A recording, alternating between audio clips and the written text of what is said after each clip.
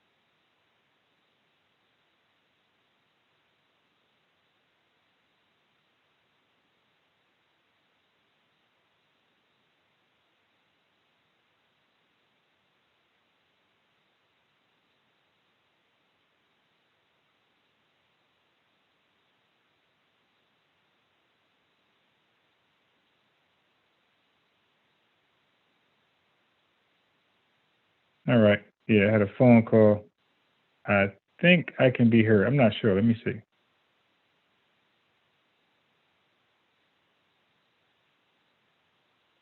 Let me see if I can be heard.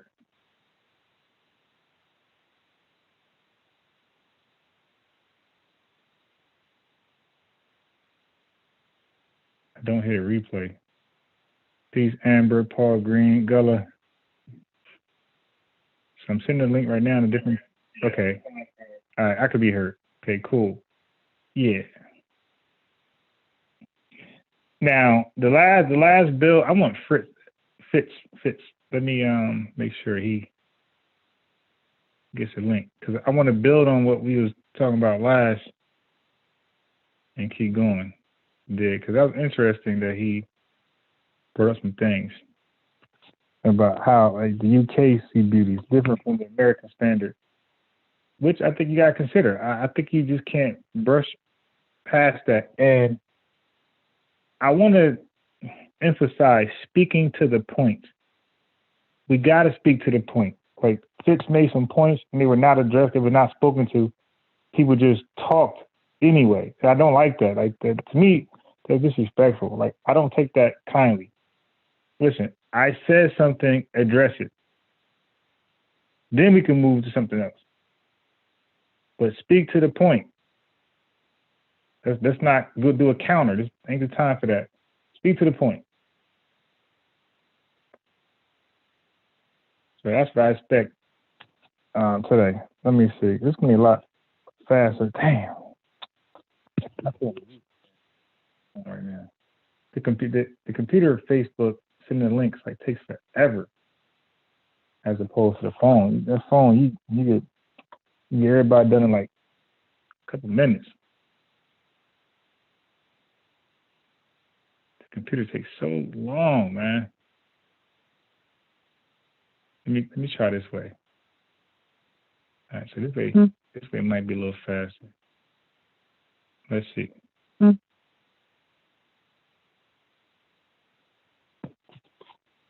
Let's see if this way is faster.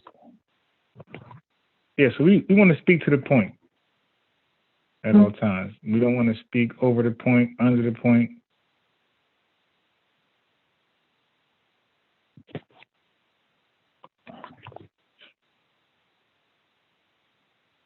You dig? But I want to build back on what Fitz about how the UK see beauty. And I think I was trying to like stay on that point, but it was spoken around so much. Like, damn. Yes, I'm gonna mix it up because like the vaccine discussion, I think to me, in my mind, it's game over. You got 261 million people vaccinated, and all you could look. I will grant you whatever fake news you have. If you say people been injured, I'm going to count every last person as it's a fact. If you say people are dead, I'm going to assume you are right. And I'm going to say you still lose. 261 million people are administered. What does science say about vaccines? Science says for a vaccine to be good, the benefit has to exponentially outweigh the risk. So if 261 people have been administered, and you only can come up with 10 people, 20 people, 100 people dead or severely affected, that's a win, as opposed to how many people contracted the virus and dies, then a million. So 1 million die from the virus or some type of influence of the virus, and you got 10 or 100 people dead from the vaccine, allegedly, that's a win. That's a win. So I'm here to entertain, not tonight, but another broadcast. I'm here to entertain all fake news concerning vaccinations, because whatever you say, that number is low compared to the administered vaccine. So it's an L no matter what. So start doing your little L dance from that little game that everybody playing. You dig? So for me, it's over. Word. Hey yo, hey Haskell, I wake up at 4 a.m. So yeah, I'm out, bro. Man, when it gets around 8:30, I can't watch no basketball game in its entirety unless I wake up, late during the Phoenix Suns game or something like that. I catch some stuff.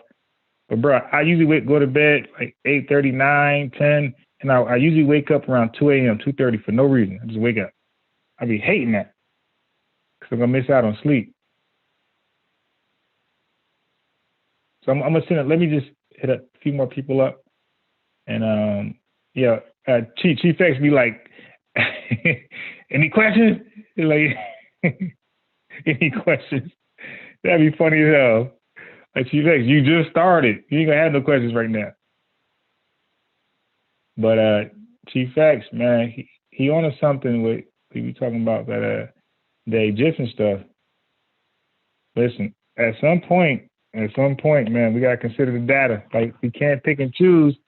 We can't say we're scientific literate when it agrees with us, but when that same scientific consensus does not agree with black being Egyptian, all of a sudden throw the baby out with the bathwater. It's like, nah, hold up now.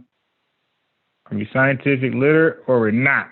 The consensus is saying that African Americans ain't got nothing to do with Egyptians. So that's my issue. It's like, yo, if there's a standard, let's stick to it. Let's not pick and choose, because how then, like, we're no different than those who pick and choose on what they want to believe, who we call pseudo. I find that a little confusing. Like, what is academia saying? Then there's always some like hidden plot. It's like, dude, you're saying the same thing the Hebrew Israelites are saying. When you prove that they're, according to your information, when you prove they're not black or whoever, the Moors are not, whatever it is, they're going to come with a conspiracy theory about how white folks are hiding information. The Vatican knows. Well, when it comes to black people being Egyptian, all of a sudden, when the consensus is disagreeing, all of a sudden there's a hidden agenda that they're trying to hide something from us. Like, I don't know about that, man. I'm consistent. If I say I'm scientific literate, or I try to be, or I'm a proponent of it, I am. So I'm gonna go with the consensus. I'm not going with the underdog or the new. You know what I mean? I ain't doing that. So I got a few people to send a link to, and we are good.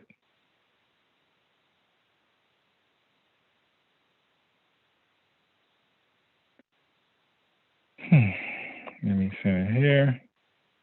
All right, yeah, I think we're good. Whoever gonna get it. Whoever not, that's just what it is. So Fitz, here is the piece, Sean. Fitz, here's the link.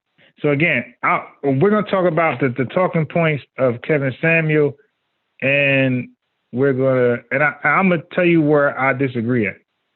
Okay. Because Kevin Samuel has a talking point whereas certain women with certain conditions are going to have a hard time getting a high value man. And I don't know if I necessarily agree with that. So let me give you an example, like the whole BMI thing. Like, I rock with the BMI, but I think there's context to that. Like, somebody brought up Delicious. I think it was Sosa. He brought up Delicious. And Delicious does not fit that BMI. But every black man in their right mind would say she is delicious. So I find that an issue. You dig? So I think we need to carefully consider the BMI on certain people who are clearly overweight. But you have people who are like Fitz was saying, you go to the hospital. I think Sosa, somebody was saying it. You go to the hospital. Sosa was saying this.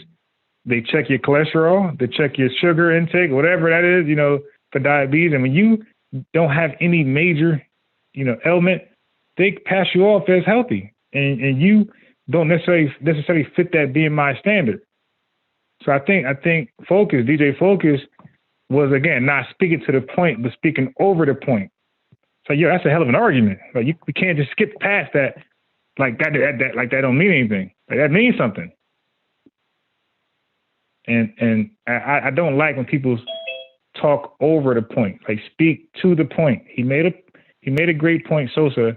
Let's speak to that, because we know in Black society there's a lot of, like, look at Nicki Minaj, look at Cardi B, and look at Serena Williams. Like, these people, I don't believe fit the BMI, but we love them. We lust over them, and many others like that. Look at Pinky. Everybody love Pinky. She ain't no damn BMI standard. Everybody love her, though. Nobody care about her, how many Twinkies she eat, none of that. Everybody love Pinky. And guess what? She attract all men. Bum niggas always to high value men. So for me, I like some of his talking points, but I disagree when it comes to women. Because for me, I believe like loyalty, respect, tolerance, that can be compensated for a certain fit, a certain look, a certain status or income. I'm trying to tell you, dudes just want certain things and they good. Like, cause they have experienced different women. They're like, you know what? I look at respect. I hold respect to a higher value than ever because of different relationships, like where it was lacked. So you know what? If I could just get respect, I could tolerate a few extra pounds. I might can tolerate 3 kids. I might can tolerate a woman that's not necessarily like I find attractive. Now, for me personally, Amber, Fitz, a woman for me, y'all gonna laugh in the chat, y'all can laugh, but for me, Unbiased Sports, it's impossible for a woman to be ugly. Give a damn her nationality. is she got a nice body. You got a nice body, you are 7.5, 8 automatically. You got 1 tooth. Listen, I'll explain that shit. If she got 1 tooth because she's sick, or she was sparring with Mike Tyson. I'm going to explain that 1 tooth. But you got a nice body. For me, it's impossible to be ugly, or to be a 4 or 5. Like, you're already a 7 already. Nice body. So if you got a good attitude on top of that, you got respect, loyalty, things like that on top of the body, you just increases. You know what I mean? Your value increases from there. So for me, your character has a lot to do with your value. For Kevin, it doesn't. And that's okay. Like, that's his standard. That's not my standard. My standard is my standard. That's always been my standard. Like, it's the person you are that adds value to, again, like I said, that compensates for the things I don't like about you physically.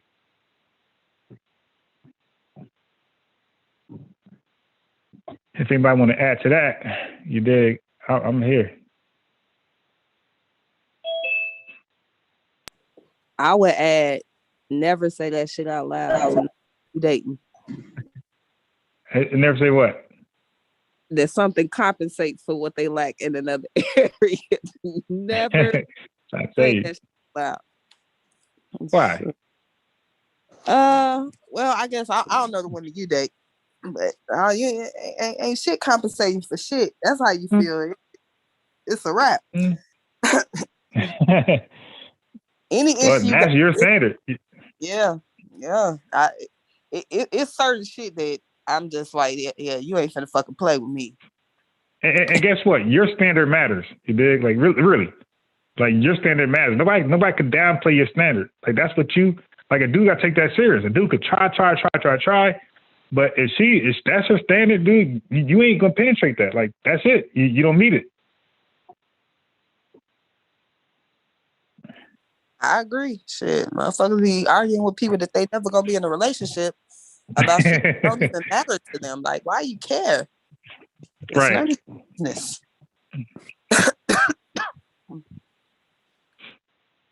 Fitz, you got anything on that? Or Haskell? Oh, nah. What's going on, everybody? Good evening. Peace. Yeah, man. What's up, Amber? What's going on? Man, ain't too much.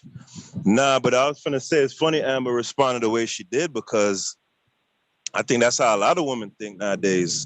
And you can't really blame them.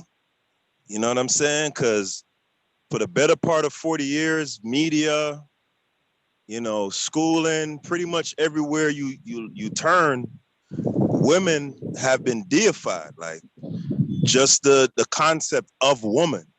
Even something like having childbirth. Like, I'll hear women say, we bring life to the earth, or what, we create life. But Haskell, real quick though. Yeah. I'm not even saying that just from a female perspective. I think that's just crazy to say, period. Like, I would never tell a nigga, like, what you bring to the table financially compensate for, the areas that I'm not attracted. Like, I would never say no. I think that's just some fucked up shit to say to somebody.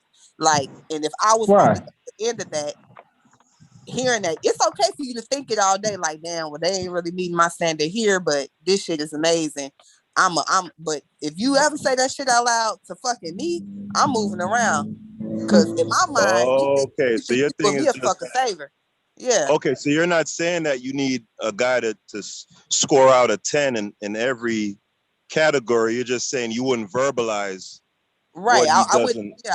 I wouldn't tell him like, oh, this. Oh yeah, Amber, I'm telling you guys that. No, Amber, I'm telling you guys that. Yeah, when I was saying that, I was just saying like, I don't never, like, it's okay to talk about that and have a conversation about. But I would never tell nobody no shit like that. Never. Oh, nah, I won't reveal my hand. Nah, you never reveal your hand of spades. You don't do that. Nah, I'm kidding. I'm a chess teacher, so it's all about hidden tactics and strategies. I don't do that. No. You'll never know what's in my mind and my agendas. Oh, okay. No. So I misunderstood. Looks like I misunderstood Amber, and Amber misunderstood you. Yeah. Now I was talking to you guys, but now Okay. I won't tell a woman like, yeah, you look, you got 50 extra pounds, so you gotta do say A, B, and C. Now I don't do that. Like that's in my mind. Like I'm gonna play it out. I'm gonna play it out that way, but you'll never know that. It won't be plain English. Right. Yeah, I mean, you're not gonna say to a woman, your face. Yeah, nobody's gonna actually do that. But Nah. honestly, surprising though, people do though. People doing this normally abusive in nature. They're trying to make the person feel like they're less than. Normally, I wouldn't talk to somebody your size, or normally I would. You understand what I'm saying? Like they say it without saying it. Like they're adjusting their standard. They're making an exception, but normally you wouldn't meet the mark. Oh yeah, I'm real sensitive to that, man. I had me a little light-skinned lady I was talking to that was like that. She said that, normally you're not the type of. I'm looking at her like, you realize you got 2 kids and you older than me, right? I was looking at her like she had 3 heads or something like. Yeah, that's disrespectful. Like, I agree, Amber. Like, I would never do that though. Like, that's disrespectful. I would never tell a woman you ain't my type. And like what Haskell's saying, like, like that's a backhanded diss. She's telling you that you ain't her type, but she'll settle. Like, yeah, okay, all right, well, I'll make you pay for that one. All right, we can hook up still. Okay, I got you. Hey, the whole team be in your ass. Men can be, yo. Because that's exactly what I did. Like, when I was just like, yeah, you just finna get sprayed up and discarded. Word, hell yeah. All right, we can do that. All right, we'll see. I'm gonna have my man Chad. I'm gonna have my boy Chad hit you up. Muhammad gonna hit you up. All right, you'll see. You can be the thought. You in the thought. You can be a thought tonight. Yo, unbiased. I ain't gonna lie. Like when we first started talking, I was seeing like, all right, I could work with Shorty, see if she could help my process or whatever. When she said it multiple times too, I was like, okay, I'm gonna try to just get you to what's your point? Yourself. My whole goal after that was to get her to defy herself in the most egregious way possible. Yeah. Yes, sir. Yeah. When that happens, it's all gloves off for real. All right. Yeah. I'm gonna make you bow down. Well, you know me, I ain't gonna hold you. I'm blocking you. Oh, straight up. Oh, word. Oh, okay. You on the fucking block list. Can't get through, and I'm acting like I don't know your ass. Who the fuck you talking to?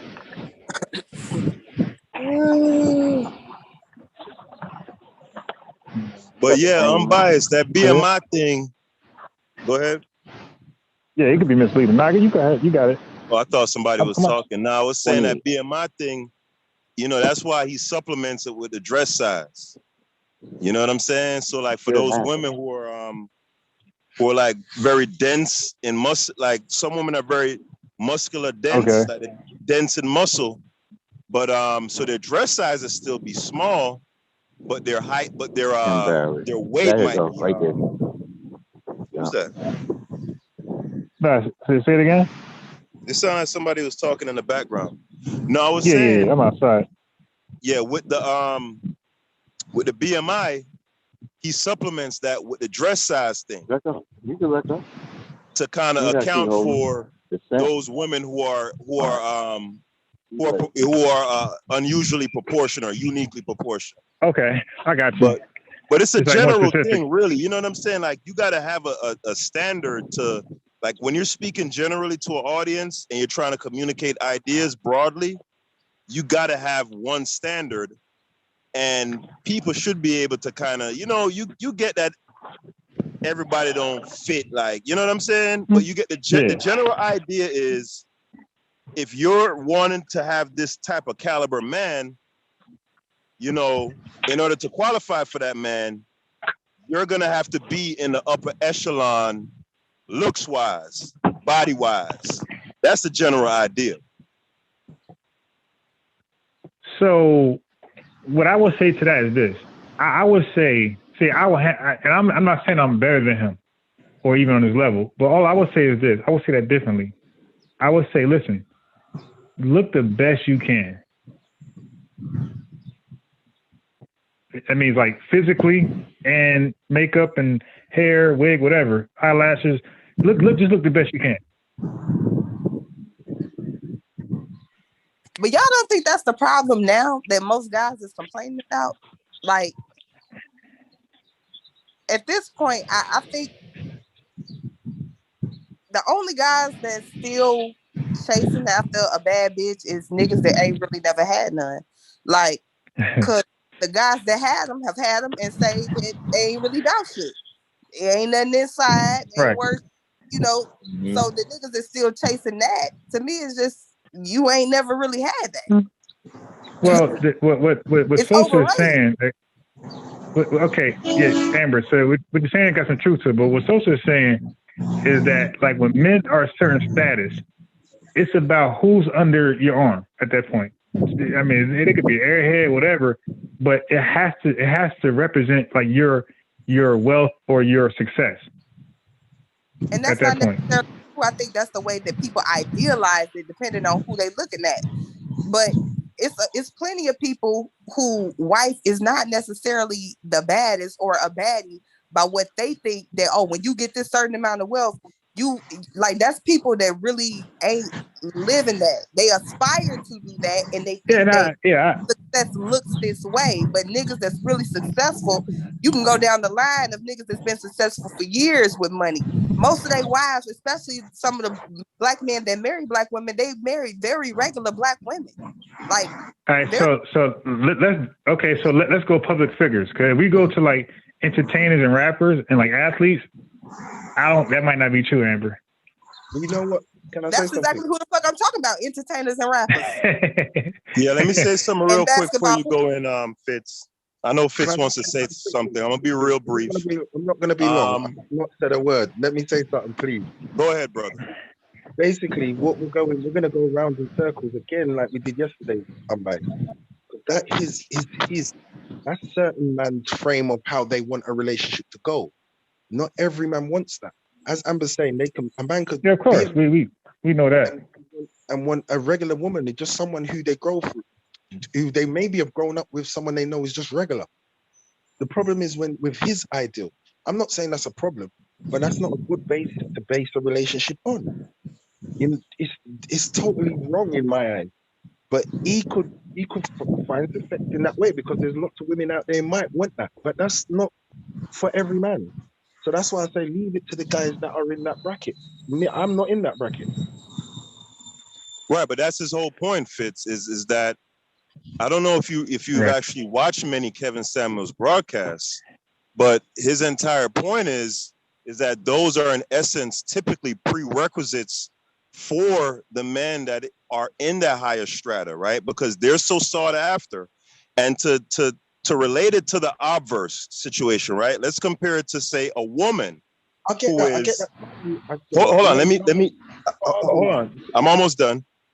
Compare it to a woman that's considered generally to be a 9 or a 10, right?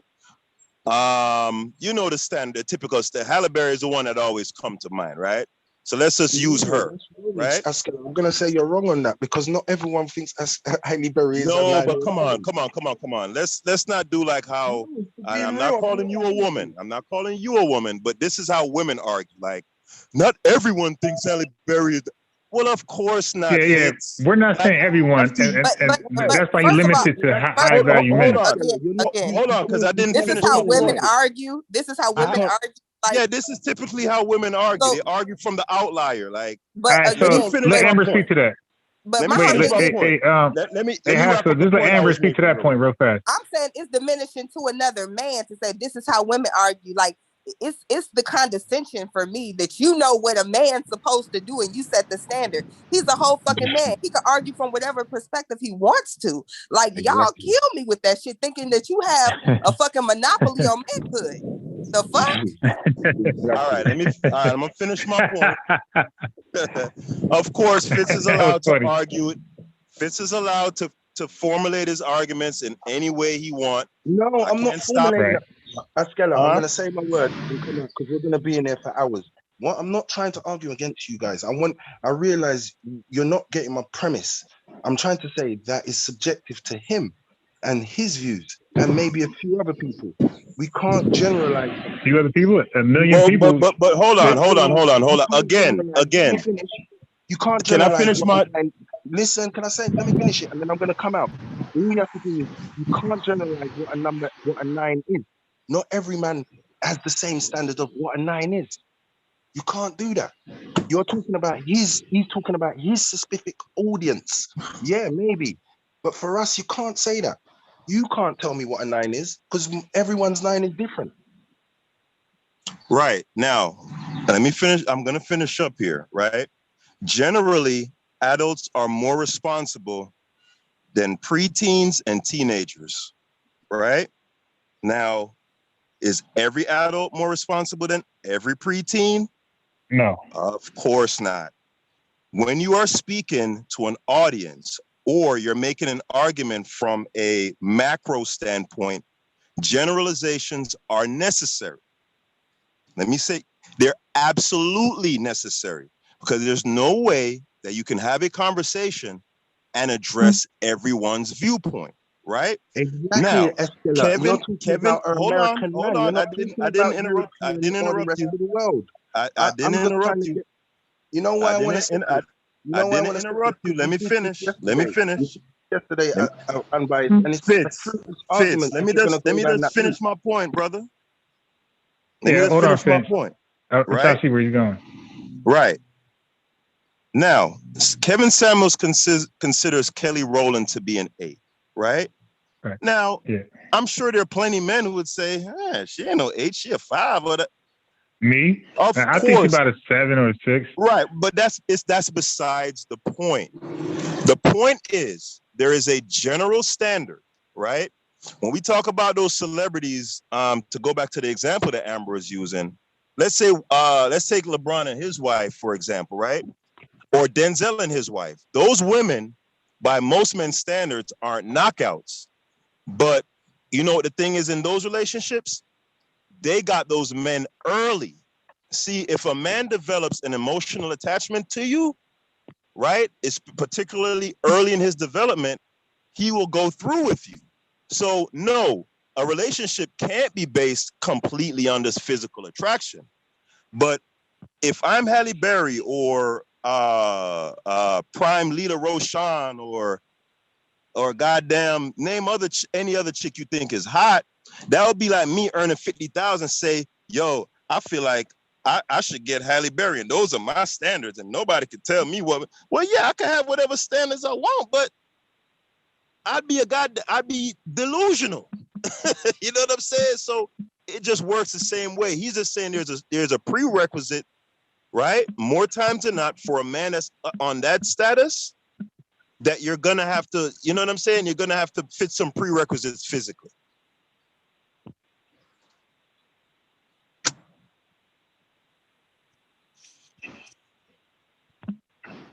Fitz? I don't agree with that. That's his circle that deals with that.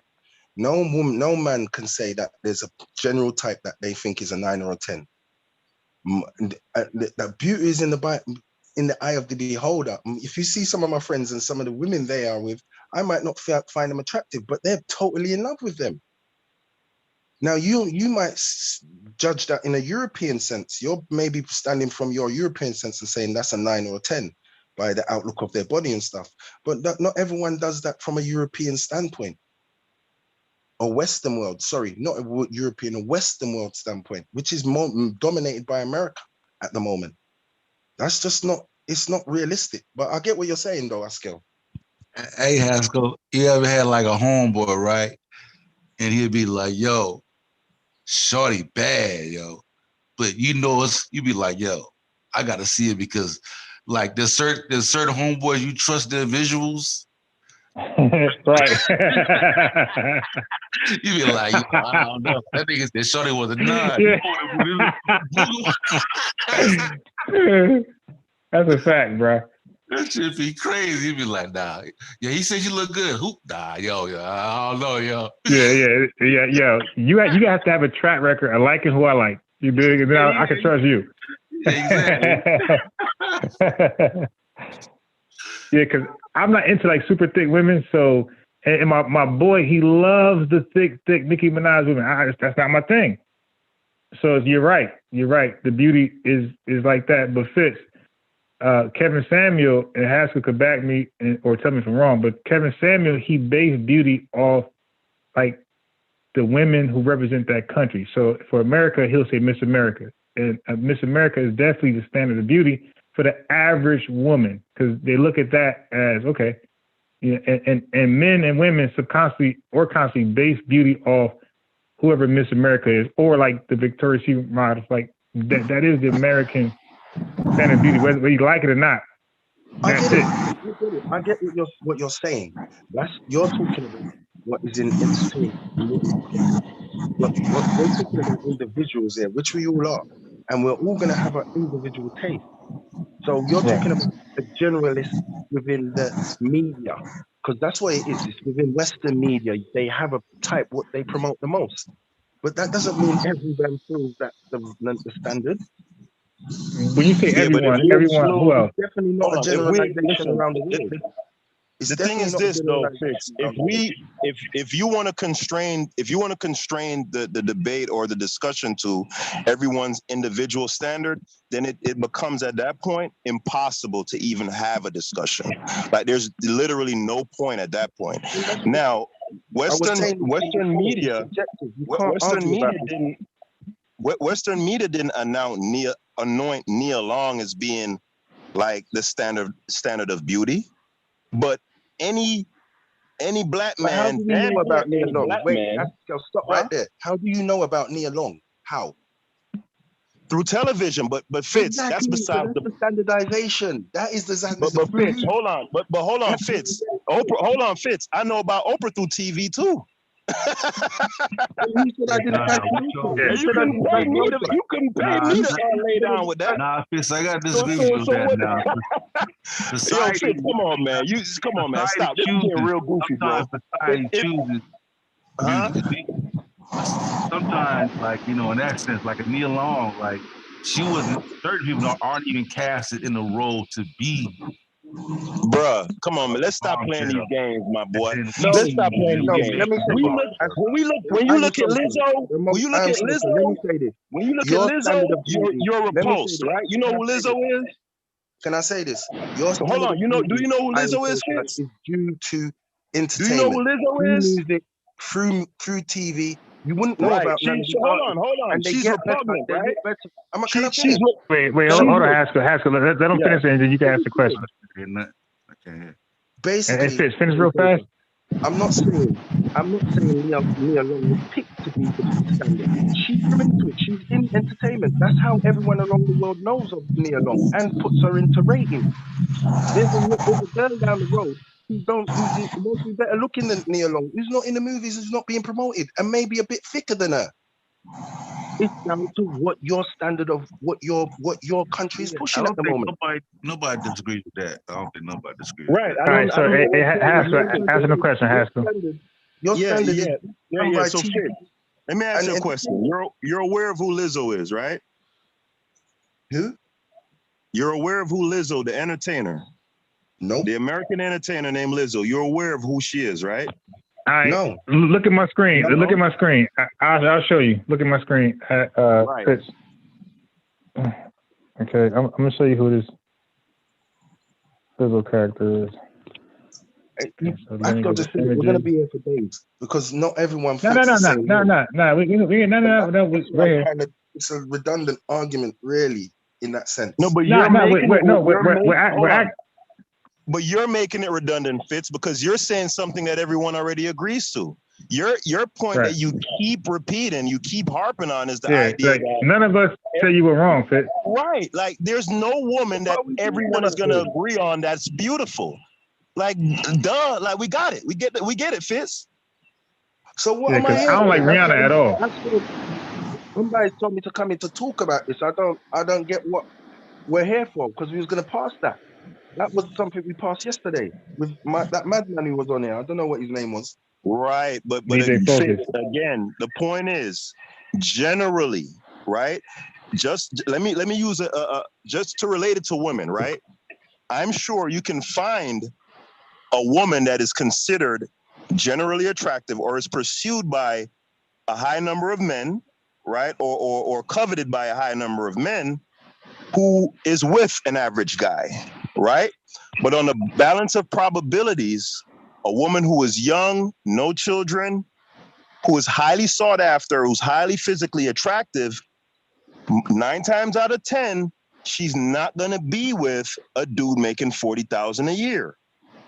It's not going to happen. Now, would you sit there and say, well, not every woman is like that? I'm sure there are women who are considered beautiful and she's with a guy who works at McDonald's. Yes, I'm sure Murphy's Law, I'm sure that exists. But you have to speak in generalities. Like, how else would you have a discussion? Right. When you're thinking about, I think too, though, part of the reason that you may see that when you're talking about relationships, you don't talk in generalities. When you're dealing with an individual case, you go to a marriage counselor or someone to deal with your individual case. In generalities, they don't deal with it in that sense.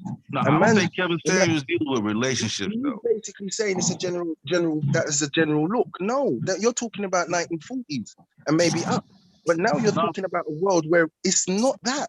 If you come to England now and you see some of the adverts being promoted with larger women, slimmer women, all forms of color of women, it's got nothing to do with a type. Your general type is in America. I'm not lying to you. You come to Europe, it's a different thing. And that's what I'm basically trying to say to you. But in all fairness, Fisto, he's speaking to more of an American audience. But I don't think exactly. But you gotta understand, like, they don't want them warthogs in Europe. What I'm saying is that you can't argue outside of the country because he's not. Bro, Fitz talking foolishness. If a woman, if a man in Europe, I won't say. Wait, it's a Haskell. Let Sosa finish. Hold on. Wait, Haskell. Real quick though. I don't think Kevin Samuel, like, at least from what I've seen, like he's not really doing like relationship. It's more like what a man wants physically, right? Unbiased? Yeah.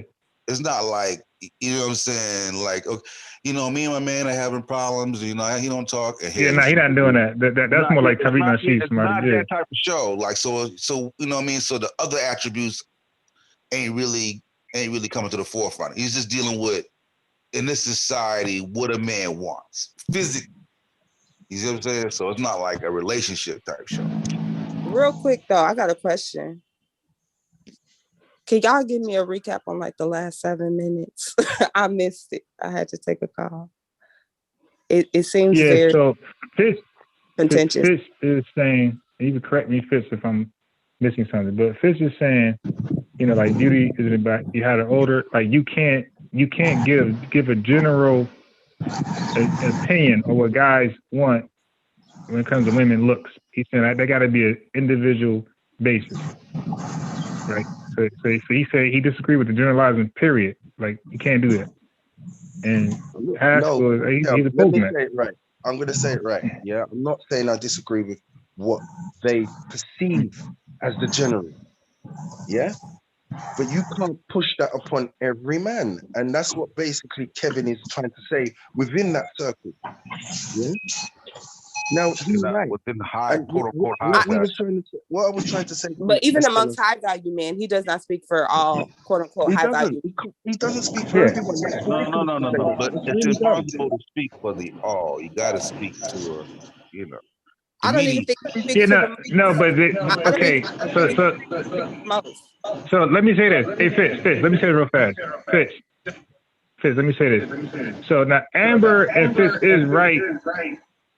As far as when he's speaking of high value men, he is kind of saying all high value men think a certain way or want a certain woman. He is kind of leaving that there. So I'm not going to lie on that one. He is trying to say high value men typically agree on the same type of woman. Yeah, typically, but you know what I'm saying. You know how it is with science. But you see how Anytime you say all or everybody, you lost. Right.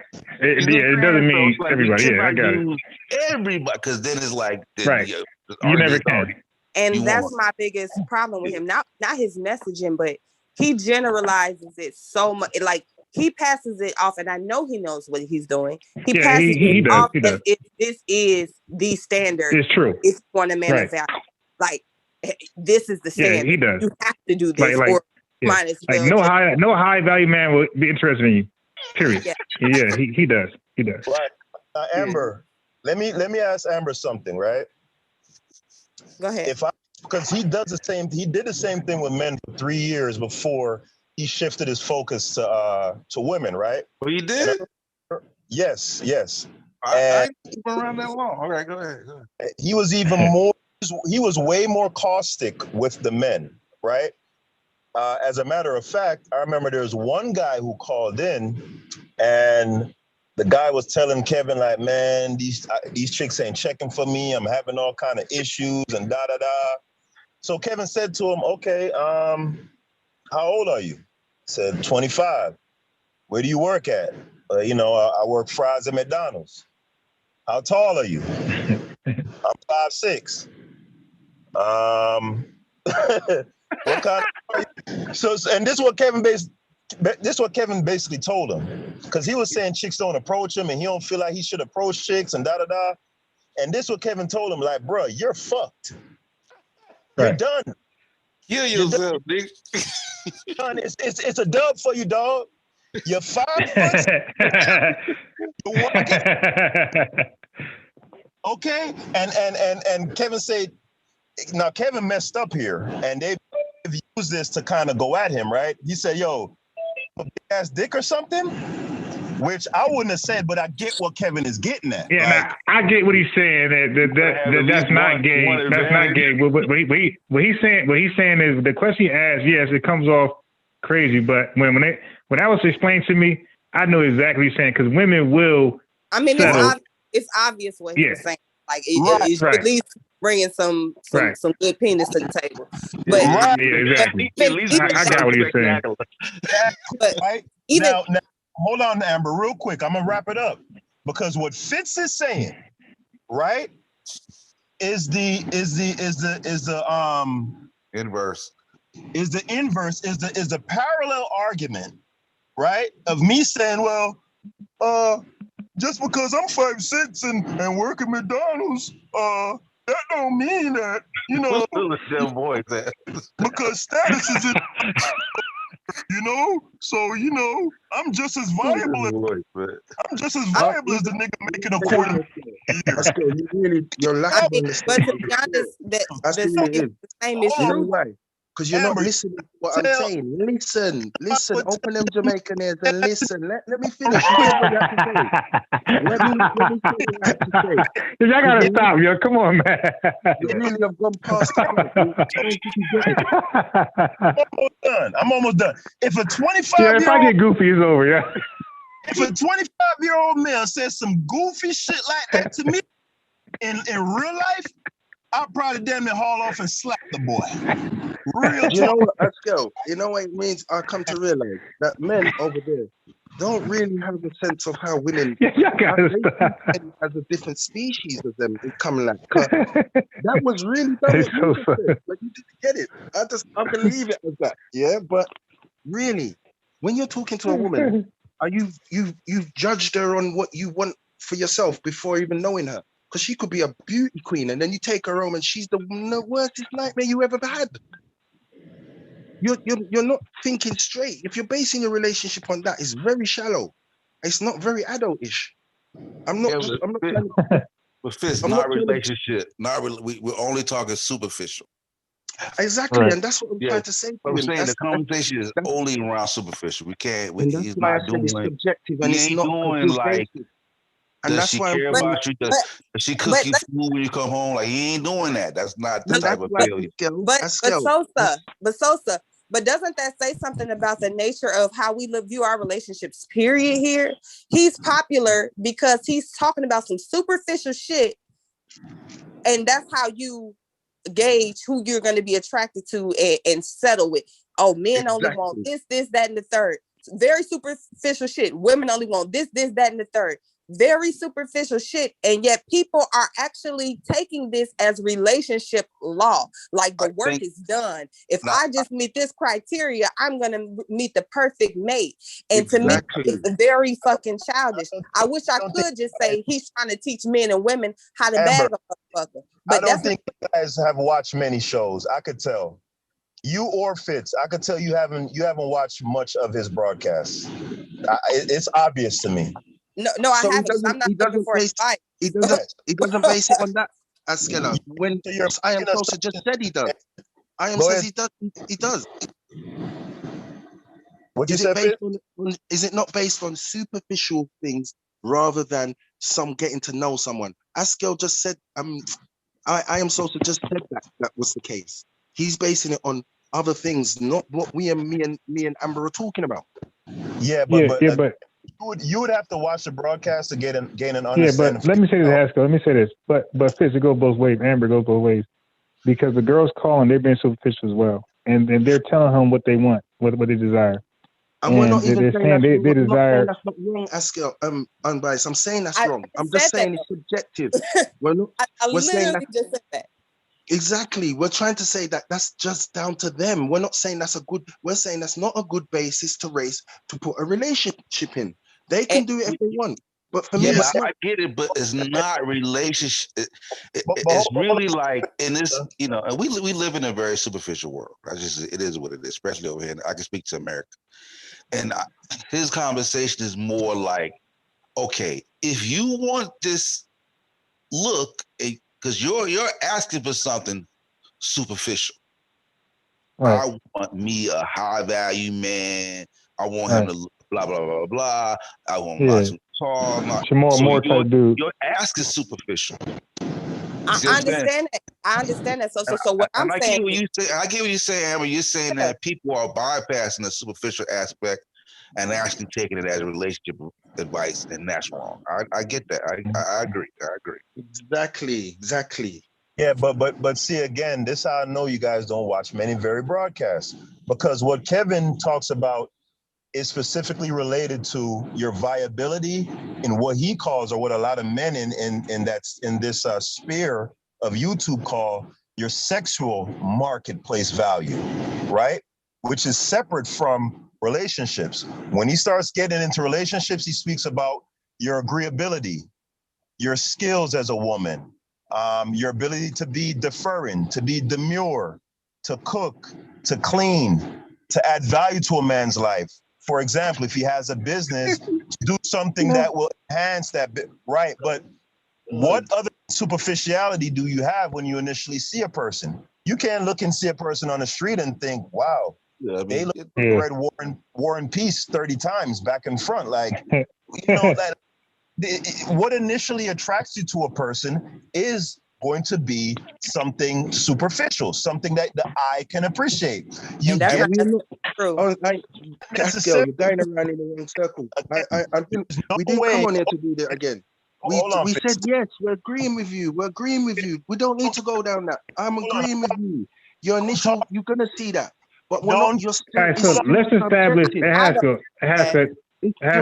They're saying, well, okay, so let's start right there, because you just said about the redundancy. So you feel like this is being redundant. Well, he feel like you is too. So let's just deal with let's put on the table what we don't agree with, so we could address that.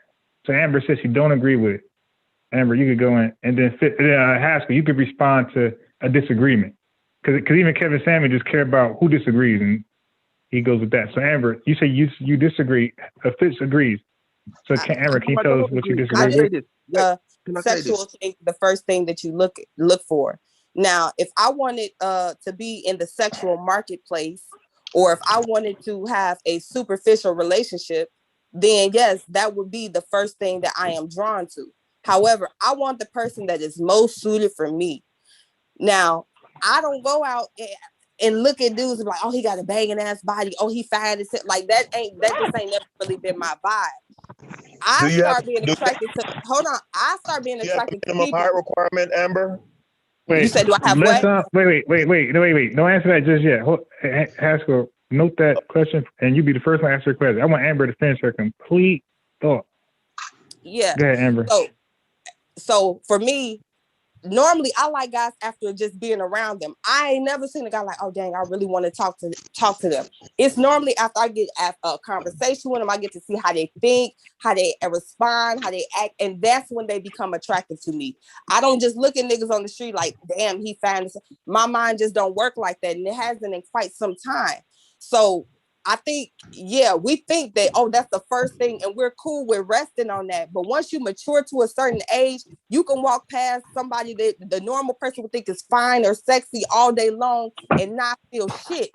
Like, just cause you just on some other shit. You ain't even worried about that no more. So do I think that most people are still stuck there? Yeah. Do I think you can get past that and that won't be the first thing that you find attractive about somebody? Absolutely.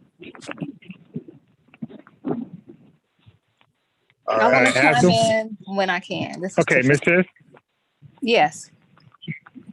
Can I chime in? Yeah, Haskell. Let Haskell. Haskell, do you have a question or you address something she said? Then Miss Tiff go after you.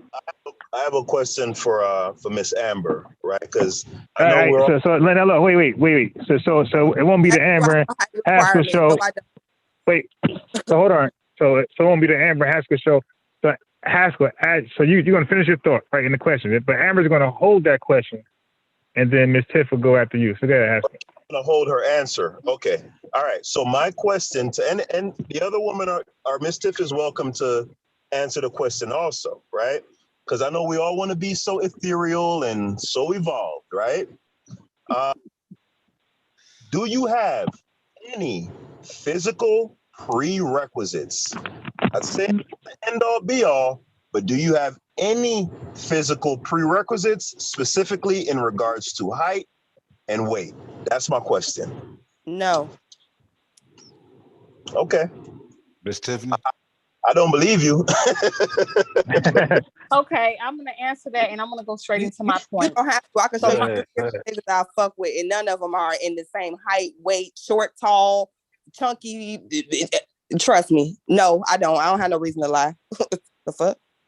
So I do. I definitely do. But so that answers your question. So the point I wanted to make was when we make the reference to what Kevin Samuels was doing 5 years ago or 3 years ago with men, that doesn't make this thing better. Because if you're being objective about the person himself, first of all, he's not a certified coach. A lot of the people that come under should be going to a therapist. He's not a therapist. So, he's just a person with an opinion. For me, he just screams scammer, because if he wasn't getting the popularity with treating men like that, and he found out that he could get the popularity by treating women like that, you can best believe if there's an opportunity for him to go quote unquote mainstream and he has to switch up his message again, he will, because that's what's more important to him. So I think that we got to really look at the person and not put him on such a high pedestal like he's like this voice of reason. Now, for people of his ilk, I guess he's important. That's why I said in the chat that there is a certain specific dating pool of people that he's speaking to, those that are very superficial, men and women, right? So I can't see how women keep calling into his show, but it's a certain type of woman that's calling in. So these groups of men and women, I guess you have to just say, y'all can have each other. Because the men who espouse Kevin Samuels' points to me are completely unattractive in every way. Like if you don't have a critical thought process of your own to think outside of what this person is saying, who doesn't have any training in relationship, any training in marriage, he's just a person. Also, my last point, he comes off to me as somebody who had a hard time growing up fitting in, right? And you know how some people, when they try to fit in with other people, they either become the class clown or they do something to get attention. It appears to me that he's able to get attention by being the one that can read everybody, whether you are a man or a woman. and he's capitalizing on that. And eventually, you know, like I say, it's all going to come out in the wash. Just keep watching. All right, I'm finished. All right, let me speak to that. So I'm not this person who's witty on the spot. You dig? So if I'm having a debate or dialogue or converse with somebody, like they'll get me from the first conversation, you know, with ambush questions or things I never thought about. I'm more of a planner. You dig? So it's the second dialogues where I'm being my best. So now I heard that from different people, you know. So for one, again, it's just opinions, right? I don't believe he's a scammer because what is he selling? Like scammers, they sell you something and there's no real benefit from you at all. That's what a scammer does. Like, so if you was selling a fake polo shirt, the scam is it ain't real. But if it's real and he overvalued it, you got a polo shirt overvalued. It's not a scam. He just got you in the price. So I don't believe it's a scammer because he's not selling anything that you don't get a benefit from. Like he said he's an image consultant. So if that's his sell, then he's actually doing that according to his business, right? But like I said, scammers giving you one thing, but there's no real benefit from you at all. And so he's not a scammer by that definition. And secondly, so now when I heard the guy-girl thing, right? I heard this many times where they say, well, he's doing guys first, and they make money. Well, maybe guys accepted the situation because I believe guys, if you call a guy a bum nigga and you tell him why, sometimes when you're talking to guys, they will accept that. Right. But if you tell a woman, from my experiences, that she's a bum woman by her lifestyle, she a thought, whatever she is, welfare queen, whatever you want to title her, and she can really be that. I feel like, from my experience, that it's harder for them to receive. You dig? So maybe the response of the guys wasn't what he expected. Maybe he expected more opposition, right? More adversarial response. He was not getting that. Guys was accepting, like, yeah, you're right, I ain't shit. And I need to work on myself. Until then, I ain't gonna be shit. You dig? So that could be why he moved to women, because women were more could be, not facts. Women could have been more adversarial, more opposing, more challenging, more in denial, more delusional. Mm-hmm. You dig? So, and this is why he said, okay, this is where I need to be, right? I could do more work here. So that's just another look at it. That's not facts at all. Just another look at it. That's all I had to say to that. Can I respond to that? And I won't be long. Yeah. Okay. So what I mean by scamming, you get money as your YouTube channel grows. You get money. Either it's by people donating money to you right in the chat, or if your videos are monetized, you get money. So yeah. So I think that it's a concept. It's like, okay, well, I'm not getting money this way. How can I get money? I mean, look, Nature Boy, he will admit that he would strip for men. He was a gay stripper, so he can get money. But he swears up and down he's not gay. So some people out there will do what it takes just to get money. So that's where I put Kevin Samuels into that. And then again, you have to study the person. I mean, he's got there's all kind of stuff on him on YouTube of men that he has not provided the services that they paid for, and they go in detail with how this man treated them. So he's not this laudable, credible human being as far as I'm concerned. Now, as far as, so we talk about how maybe the women are just adversarial or delusional, whatever you want to say. The point is, many of us are saying that he's dismissive, demeaning, and he likes to shame people. Iyanla Vanzant has been doing Fix My Life for how many years? She essentially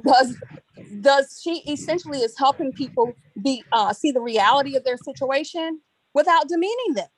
Of course, some people will say there's some times where she may come off, a little extra, but for the most part, we can't look at what Iyanla Vanzant is doing and say she gets people on and she embarrasses them. She's able to bring out all of their dirt, all of their toxic stuff, and not be demeaning. So there's levels to this. I think that he's overall, when it comes to women, he's demeaning, and many of us are saying that. But the women and men who are saying that are not the men and women who want to be included in the Kevin Samuels dating pool. We're different people. But I think Tiffany, you're looking for a man to communicate like a woman. Like, you can't expect. No, I'm not. I do not support that statement. But go ahead, Haskell. You're saying men are just inherently demeaning, and I don't believe that. No. But what you calling how he communicates the meaning is subjective, right? So, for example, let's take his most viral video of Miss Average at Best, right? Now, you will hear him say, you're average at best. For you, you say that's demeaning. For me, that's just the reality. Likewise, if a male works at McDonald's and he's 5'6", he's below average, right?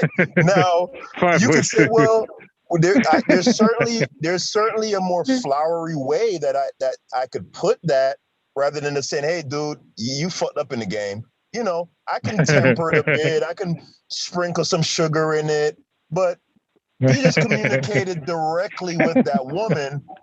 And, you know, with a lot of women like Tiffany, they consider that to be demeaning. Just directly telling a woman, hey, you don't fit the bill. You are not good enough. You don't qualify. Oh my God, that's demeaning. You're hurting her. Why are you talking to her like that? No, this is how men communicate. Like if me and Unbiased going somewhere and Unbiased is wearing something that look crazy, hey dog, hey man, take that off, man. You look like a clown, boy. You know, women don't communicate with this is how men communicate. It's almost like it's criminal to be a man. This is how men talk. And I'm glad Kevin Samuels is here because he's showing other dudes like, yo, man, you don't have to tiptoe through the tulips and try to curtail yourself and try to, you know what I'm saying, force yourself to be some prissy. Nah, man, we men, man. Come on. And let me just say this and go on. And I'll speak to that. That's why I don't completely disagree with that once you get everything out, because what it's saying in a sense to us, like especially for guys that play basketball, right? Let's just use basketball as an example. You know, and there's a coach. Well, you know, a coach would deal with every player on an individual basis. Some guys he will not be demeaning to because that's not what motivates them. You know what I'm saying? So there's variance that he used between each and every person, but there's a space for that demeaning individual. So it's no different than even when you look in the media. Charlemagne would be more demeaning type.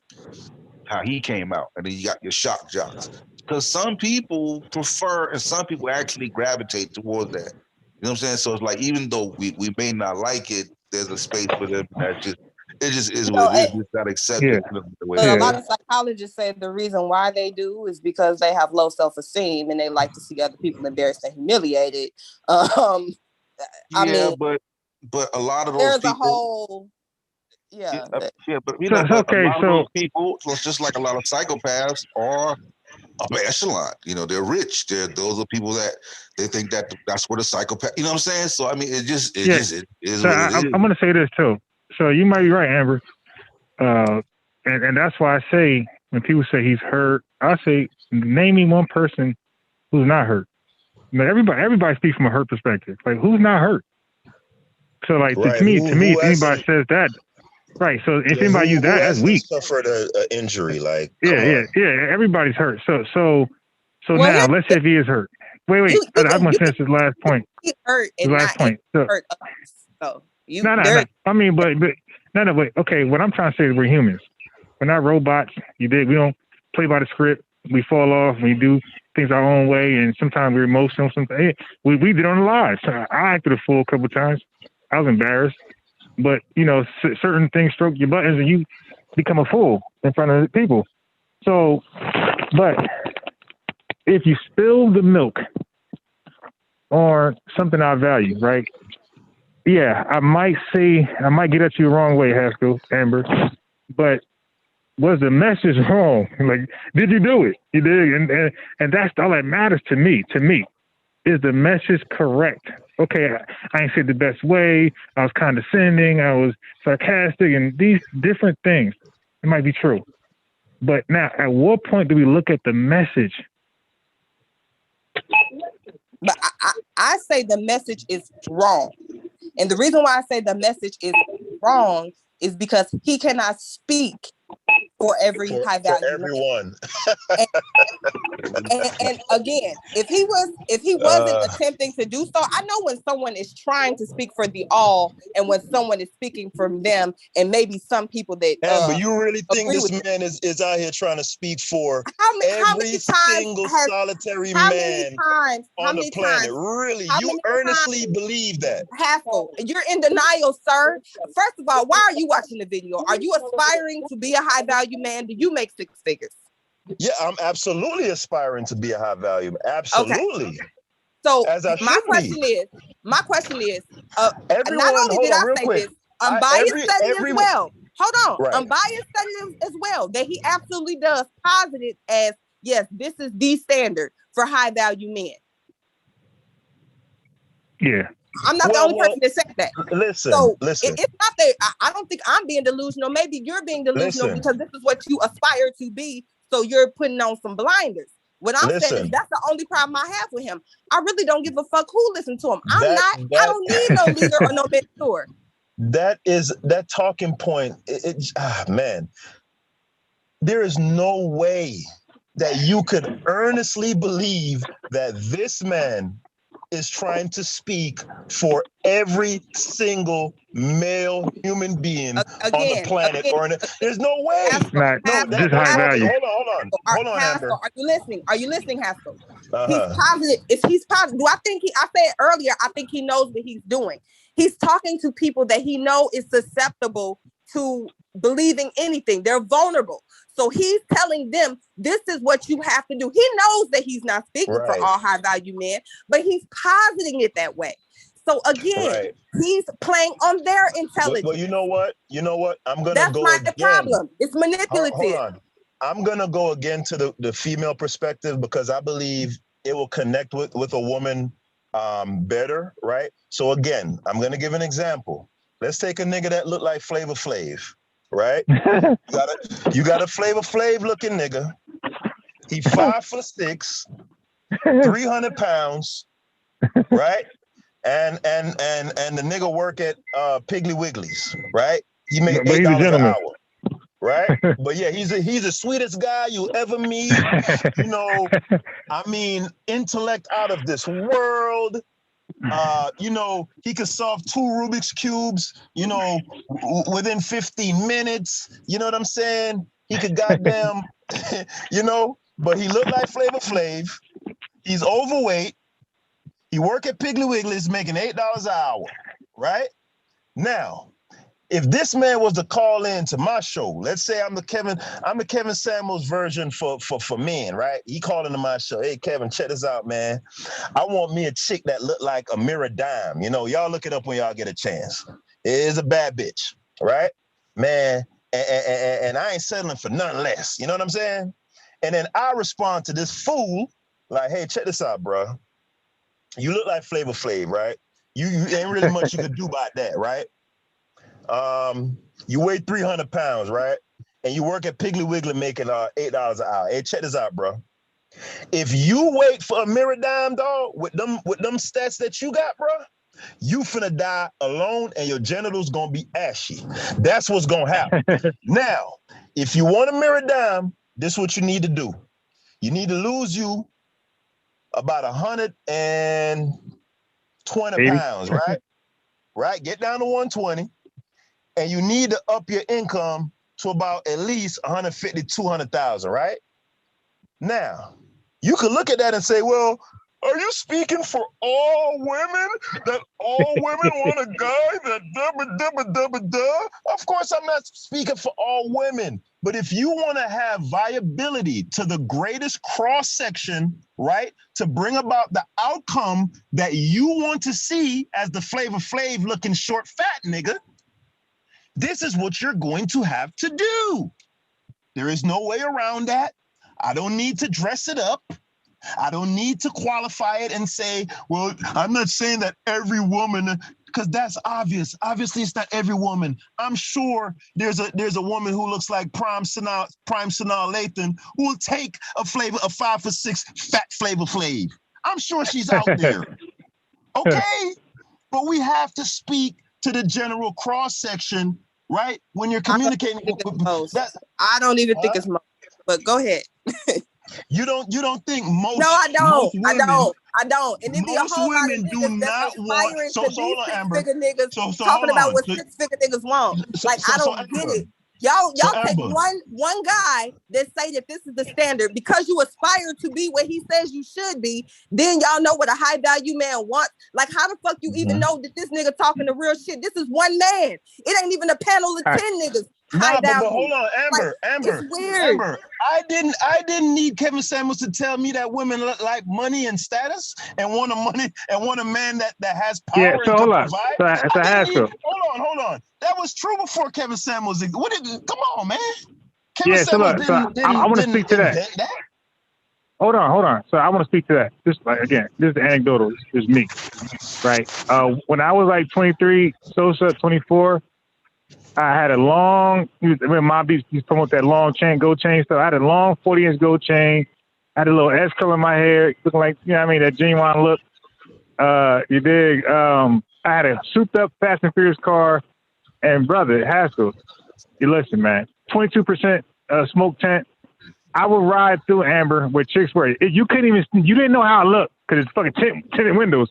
But because I had the underglow kit and all the shit in my car, I used to get flagged down. Look, my boys used to like, yo, let's go to North, let's go to Jersey City. They used to want to just drive because they knew.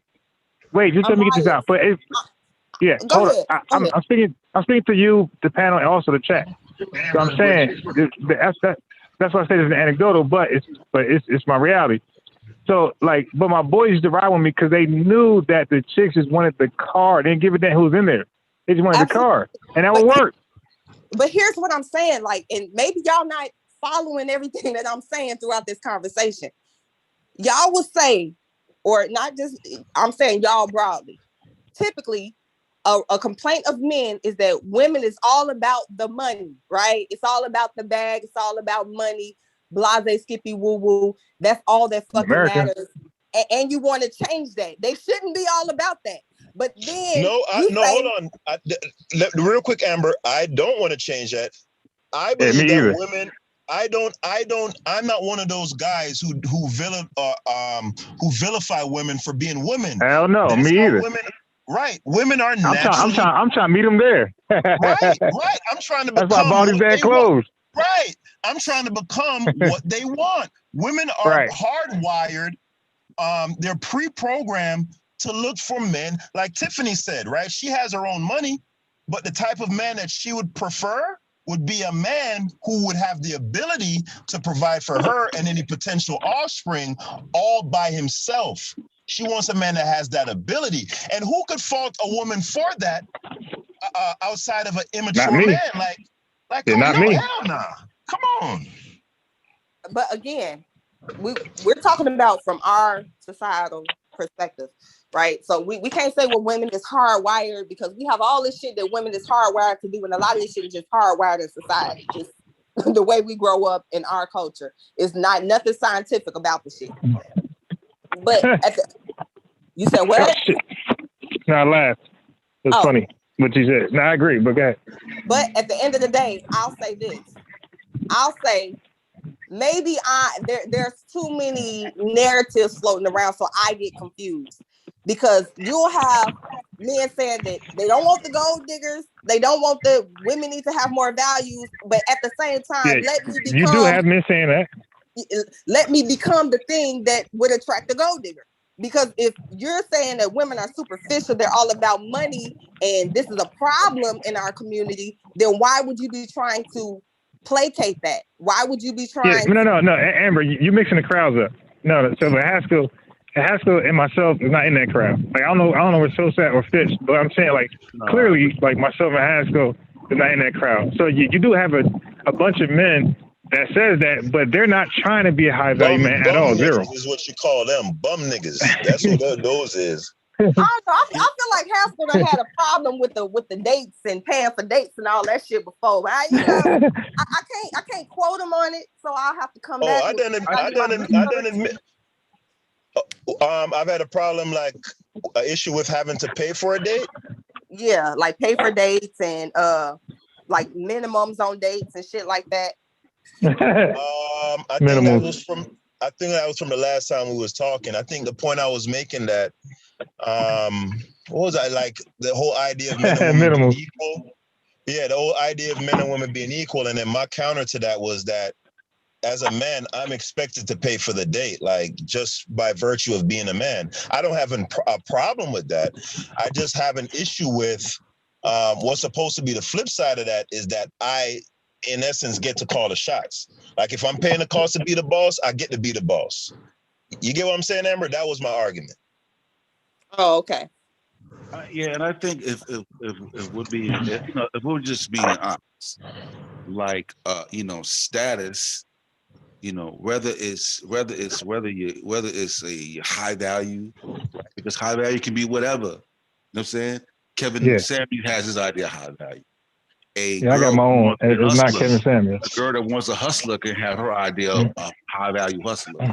You see it in all different levels, right? So I'm just saying, like, I think we're honest with the people that have whatever that status is, allows them to chase less, and the women pursue them. And I think ultimately for males, from a male perspective, in general, not speaking for every single male, a male aspires to get to the ability to where he has to chase less. Absolutely. Yeah, but do you think that's for the, like, I think a lot of men pass it off as a lot of the shit that they do is for women because women want these things. And I really don't think that's the case. I really think it's so they can shit on other men and compete. Like, like from a male perspective, that's just I think it's for women. Males don't really compete with it. Everything we do is for women, unless you're gay. Yeah. Most of the things we do is to attract female. That's just what it is. And you know what? I want to say there's just a hint of nuance to that. For me personally, me wanting to aspire to be that is not so much about the woman herself, right? As an object, but more so me having the power, right, to have my pick of the litter. You know what I'm saying? That's what I'm saying. Like, to me, it's like to shit on, like. No, but it's not the shit. It's not for me to disparage other men. It's for me to be like just what Sosa just said, to be in that position where I'm not chasing. So it's not the woman. If I have the things that are typically attractive to the highest cross section of women, right? Then I don't have to chase. I don't have to do the goofy shit. I don't have to write the poems.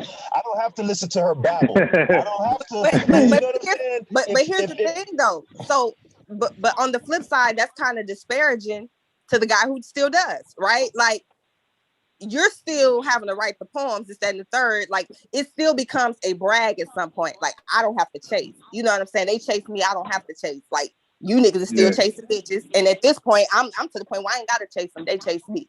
You understand what I'm saying? Like, it's still a roundabout. It could be that. I mean, I'm certainly a man who would attain that kind of status, or, it could be like that, but to me, that's just a matter of behavior. Now, if you're saying that a man is motivated by the potential to be able to stun on other niggas and shit on niggas, I'm sure there are those types out there, but I wouldn't say that's the mean. You know what I'm saying? And normally those males that are on the lower echelon, they look up to the males that are not. Like, yo, and they'll concede that. Like, that's what men will do that. Men will be like, hey, dog, like, shit, nigga, like, you got it, nigga. I wish I like you, nigga, like, you be getting up. They'll get that up. Hey, you know, let me tell you something, Sosa. That's the best part about being a man, about being a real man, right? Is that you're not so when you've kind of grown into your masculinity from a spiritual standpoint, you ain't got no problem seeing a nigga like, yo, man, you that boy, you know what I'm saying? That's how real men communicate, you know? Yeah, dog, like if I see a nigga doing it, man, you know what I'm thinking to myself? Damn, dog, let me see if I could get next to Buddy and You know what I'm saying? He could put me on. You know, that's how I look at it.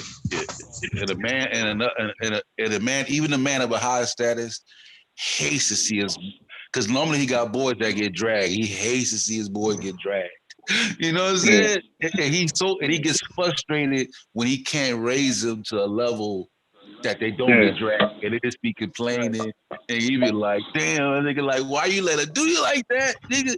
You know what I'm saying? And he see them listen, and he go run behind her, and like, it just be Like, crazy. dude, I said, don't kiss her, nigga. What you kissing for?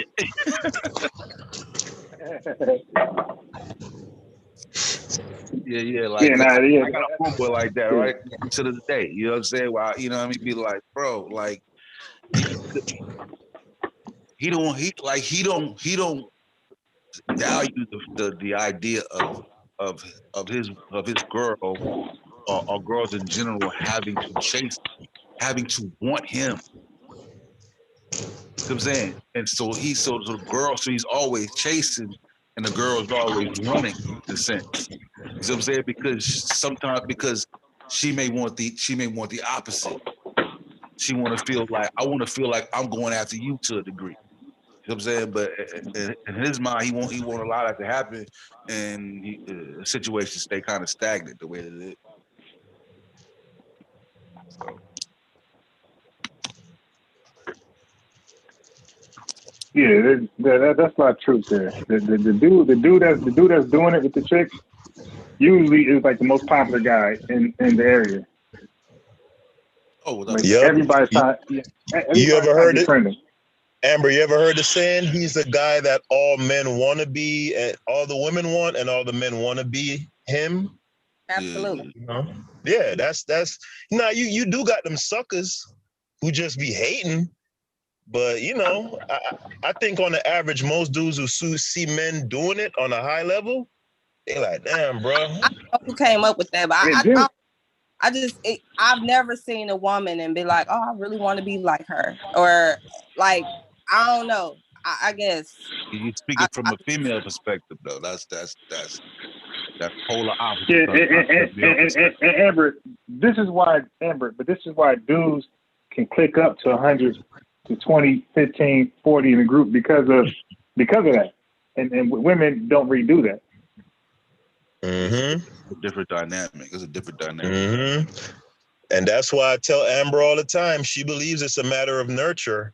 She believes that, women could, build societies of their own. Listen, man, within a few years, that should have decayed to nothing, because women ain't really, every woman, well, I have this opinion and you ain't gonna be able to set up no hierarchy with women. Yeah, men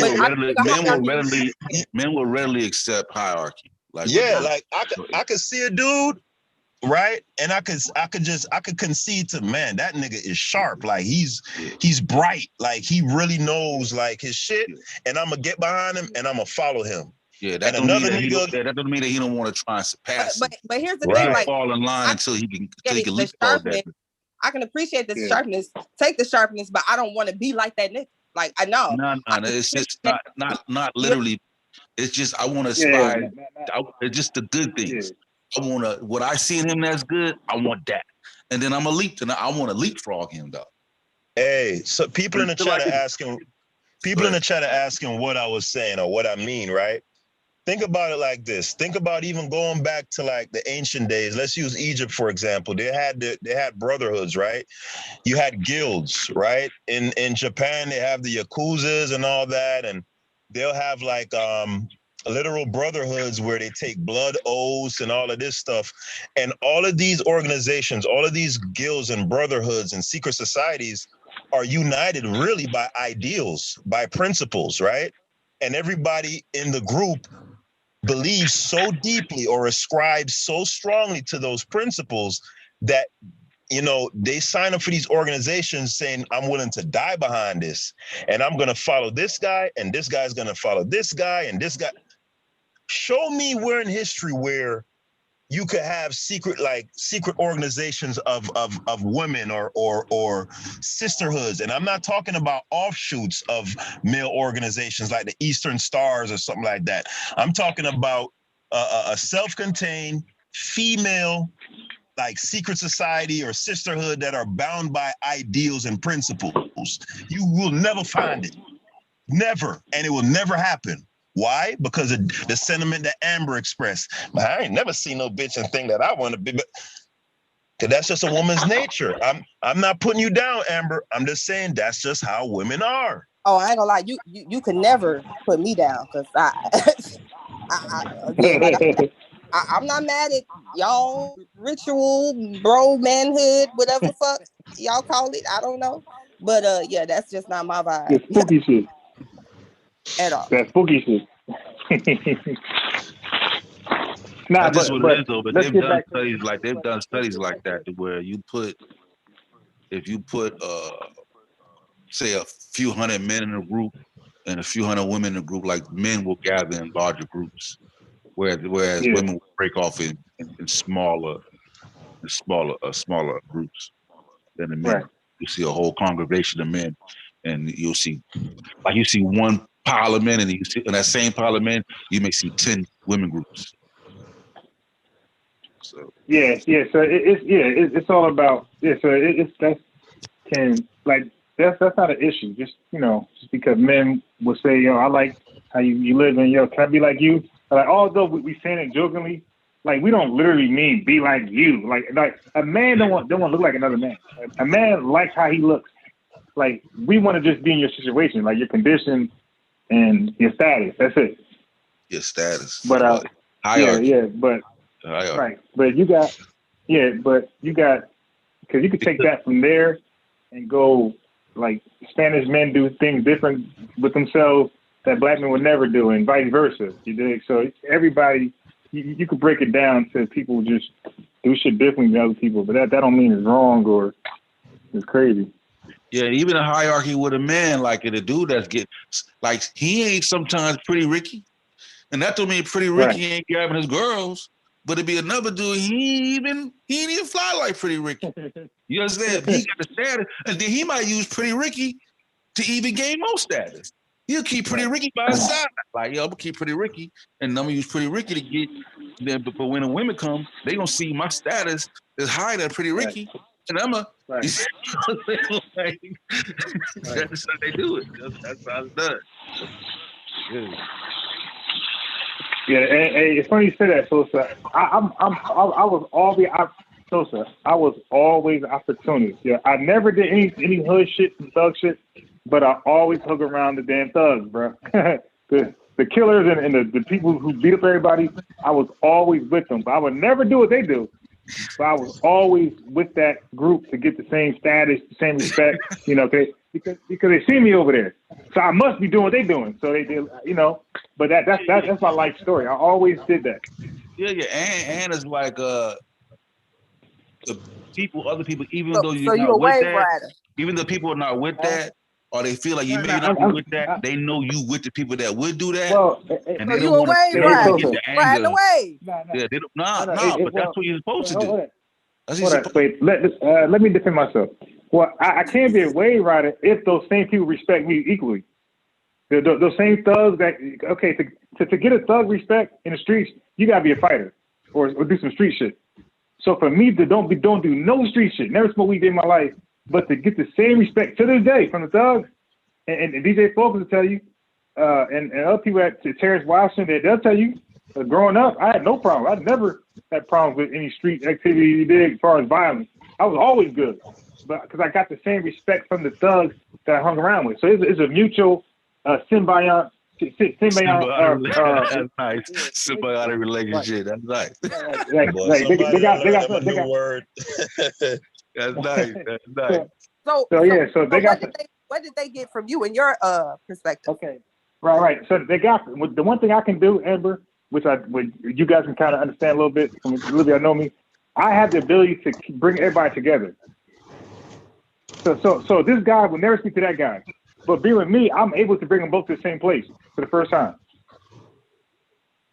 Yeah, so it's networking. So you were the meat gate. And two, I'll speak to that too. Like he like a fake ass Farrakhan, like. And like, look, no, but listen, I'll speak to that in the sense like the gatekeeper. In this, like I got folks that I run with, who ain't on no street shit. And when it's time for street shit, I don't call it for street shit because that ain't what they own. But I rock. Don't call me at all. But I rock with him because you know what I'm saying. Yeah. He a good dude, or he level headed on this and this, and other people know that yo, if you do something to him, Sosa gonna come see about you. You know what I'm saying? and that's just all it is. So you know what I mean. It ain't. I mean that, but in life, yo, you got those type of symbiotic relationships. You feel me? Because I might be like, you know, you might call that same guy like, yo, my man, he cold with them taxes. You know what I'm saying? Oh, he got the so and so going on. My man up. You know what I'm saying? But when it's pistol play, always me. Like, pistol play. Nah. You know what I'm saying? But then in the same aspect, we always be like, listen, if you ain't about that, don't even pretend to be about that, bro. That's fake. Right. If you ain't on no street shit, don't act like you ain't on no street shit and we good. But if you act like you on some street shit, then I'm gonna call you when it's time for street shit, and then you're gonna have to show and prove.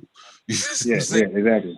So Amber, to answer your question, like people like real people. So I've always been real. Like although I wasn't into what they was into, but I was always real, and my opinions was always genuine. So people just respect that. People just like real people. Okay. And that's that men dynamic. It's crazy. The men dynamic is a little different. To a degree, you know what I'm saying? But you know, cause like I mean, I know girls that clicked up and did shit like that. It's just that it was never my vibe. Like it was never what? My vibe. Yeah. Now, can't speak. Now, can't. Now, to be fair, I get that from most women. That's nothing unique. Most women say I can't rock with girls. That I experience. They all say they can't rock with girls. They have better. They got a whole slew of girlfriends.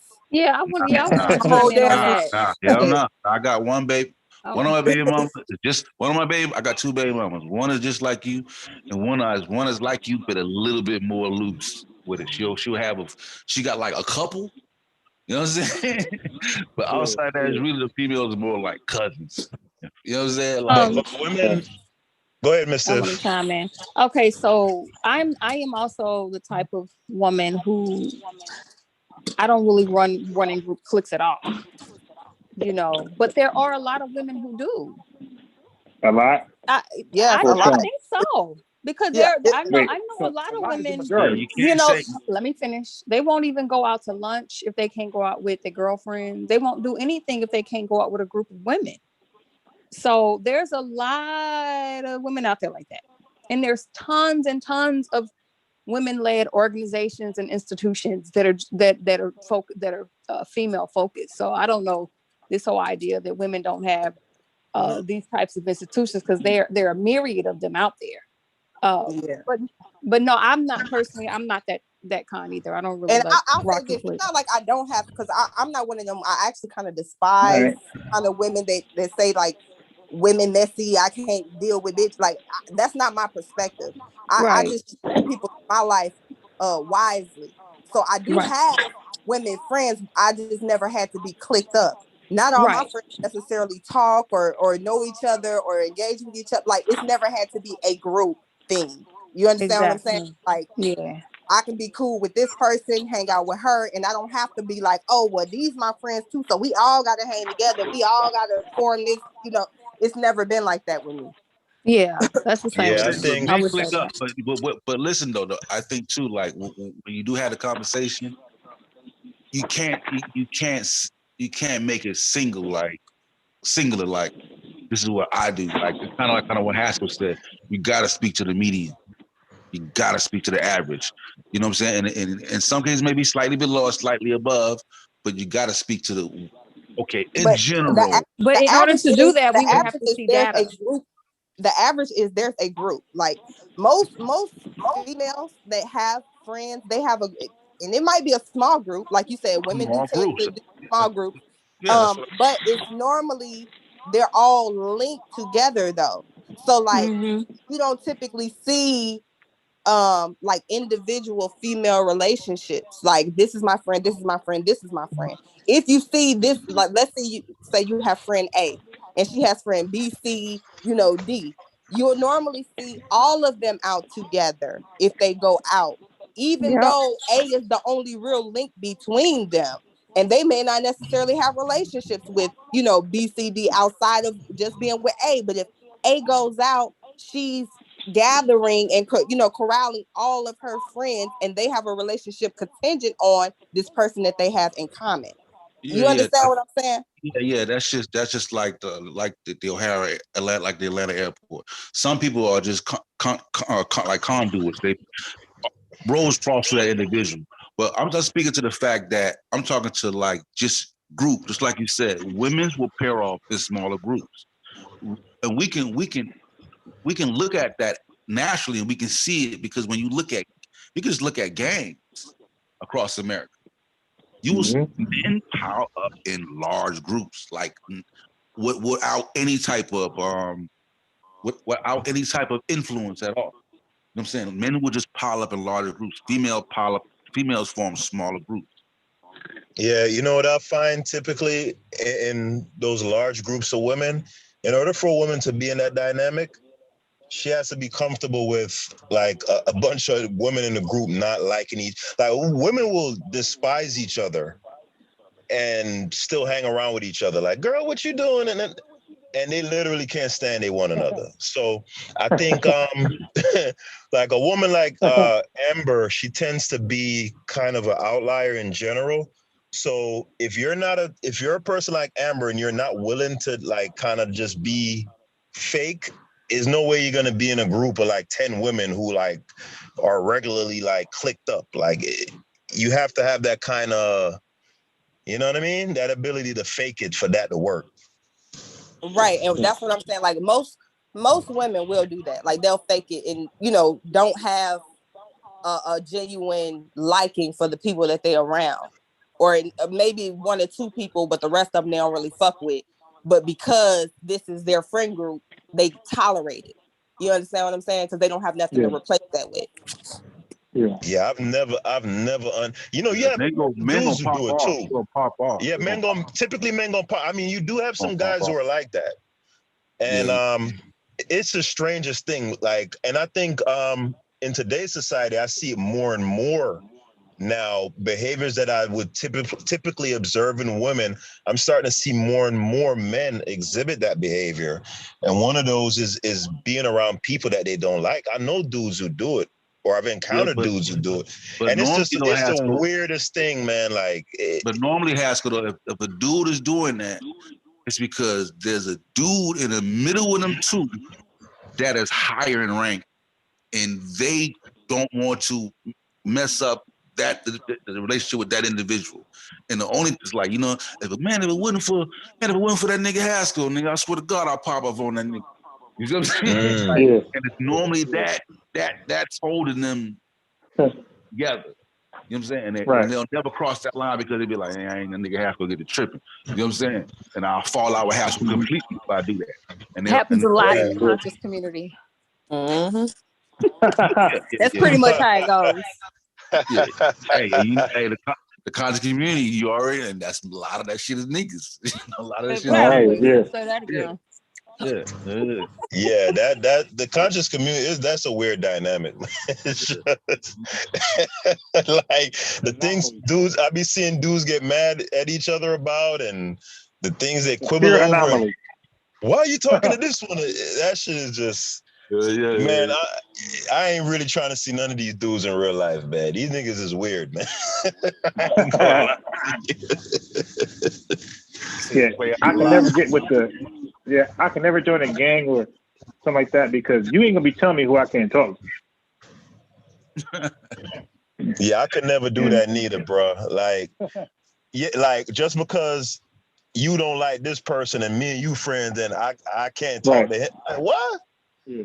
I can't do that. Crazy, bro. Yeah, that shit going a lot. Though. Yeah, you know what? But that's what it is though. You fall out with a nigga about that shit, like, bro. You know what I'm saying? But it depends on where you at in the hierarchy or comfortability if you accept that. Like some niggas would, you know what I'm saying? But if you ain't, some niggas be like, look, bro, that's y'all shit. Right. Yeah. Or don't work it out, nigga. That's on y'all.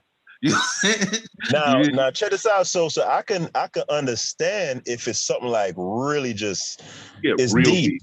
Yeah, real Right. Like, people. let's say this person killed one of your family members and me and you post, you know what I'm saying? But a lot of the time, these dudes, it be about, oh yeah, that nigga, Something goofy. Yeah.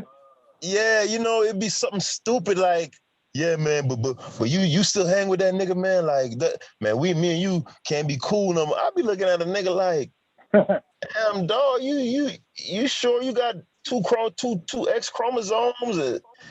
You know, like that, boy. Oh, hey, yo, hey, look, hey, yo. Oh, okay, this Wednesday, my man from North supposed to come over to come bowling with us. My man got some transportation. He come out here. Now, my man never told me when to pick him up, where he gonna be at. He just told me where he going. So now yesterday, Wednesday, it was like a crazy ass storm out of nowhere. It's a crazy ass storm. So I'm like, yo, I might not be going bowling. I said, but you know, I'll still come get you. But I'm gonna order this food first. Nah, I'm good. Nah, that's all he said. I said, all right, don't say that because I'm out. Nah, I'm good. So now I'm out, Haskell. But then he gonna text back like, yo, where you at? Like, nigga, I'm out. So now Haskell, that's a huge issue now. Yo, and you know what's crazy? Goofy shit, bro. That be the type of behavior where us as men typically would say, man, you acting like a woman, right? I know it's like women be getting offended by that shit, but I don't know. In my experience, Get I knew offended you by was gonna do that. Yeah. And here's why we get offended by it. Let me just say this, please, Amber. Let me say this. This is why we get offended by it. It seems like the behaviors that you all deplore, the ones that you find the most unappealing, you want to apply it to the female or somebody who is gay. That is so crazy, Haskell. Yeah. No, the brother that by Unbiased was talking about, that was just his behavior. It was just his messed up behavior. It has nothing to do with us women. That's what I wanted to say before you went in. Like, we do it. We ain't saying it's right. But damn, we sure do it a lot. Like, that's saying, like whatever we like, it's not that necessarily undesirable.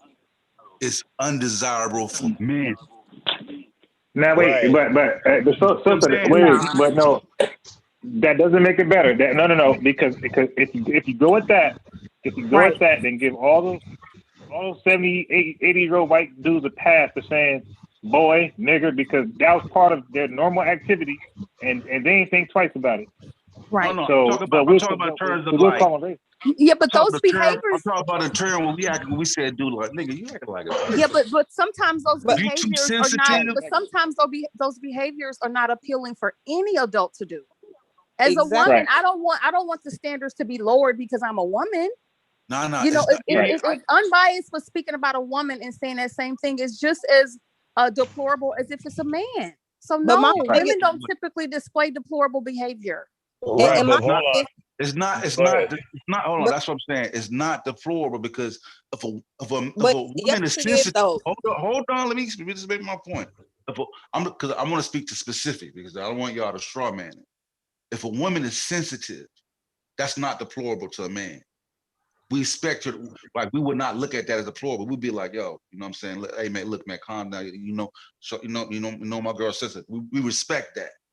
But in a male hierarchy, when testosterone is pumping around and certain things are going on, and then he's exhibiting that behavior, then we'll say, yo, you acting like a woman right now. That's not befitting to this setting. Can I tell you why? Can I tell you why I find it problematic though? Like, it goes to, again, this social engineering. Like, you get accustomed to saying behaviors are feminine, and you can mask it and say, oh, well, when it's done by a female, we don't look at it as being bad or deplorable. But what happens when a woman does not displays quote unquote masculine behavior? Let's say, what happens when a woman does not react as the typical feminine, jealous, possessive, whatever that you would say is a normal feminine. Just stick with behavior. sensitivity, because like if you throw too many caveats in it, it's gonna muddy it. I spoke like sensitivity, whatever you want to call it, though. If a woman is not sensitive, based off this idea that you have that this is the way a woman behaves, then you start saying, oh, well, she's masculine. And my thing is, it's neither masculine nor feminine. These are just humanistic behaviors. Like, oh, so you're one of those, you advocate for the removal of pronouns then, and you're into gender fluidity and all of that, Amber? Not necessarily gender fluidity, but I think that a lot of humanistic behaviors people try to classify as masculine and feminine, right. And it's so just you don't believe there are any tendencies or behaviors that are endemic to the special genders. You believe it's all a matter of social constructs and social. All right. So let me say this. Men are more violent than women. That's scientific. Yeah. Let me say this. Right. For example, you said men are more what? Violent. Men tend to be more violent than women, right? That's fact. And that's a function largely of biology and anatomy. But I want to say something real quick. I don't know if the other men have experienced this or something similar to it. Have you ever been at home and you ordered food or you went out to eat and you asked your woman, hey, you want something too? You hungry? You want something? And nah, I'm good. And then the minute you order the food, she's in your plate like a ravenous. Oh my God! Like a ravenous hound, right?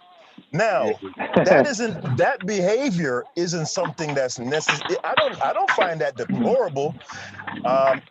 As a matter of fact, in a weird kind of way, sometimes I kind of find shit like that kind of endearing. Like I look at that as you would not like it.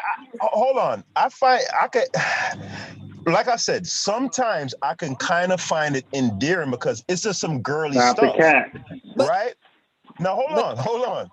What Sosa was speaking to is, as a man, you're held by your word much more than a woman. I don't expect a woman to live by her word. Like, women will often say one thing and mean another, or not be, or not. Yeah. That's who women are. Okay, so Amber, hold on. Let me make some clear. That's why it's problematic. Hold on, Tiff. Hold on.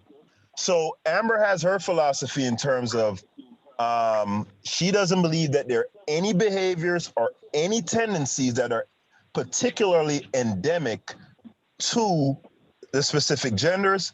My particular philosophy happens to be the polar opposite of that. I completely disagree. There are absolutely behaviors that are endemic to women and that are endemic for, let's use a men example, right? I could be driving around, have no idea where the fuck I'm going.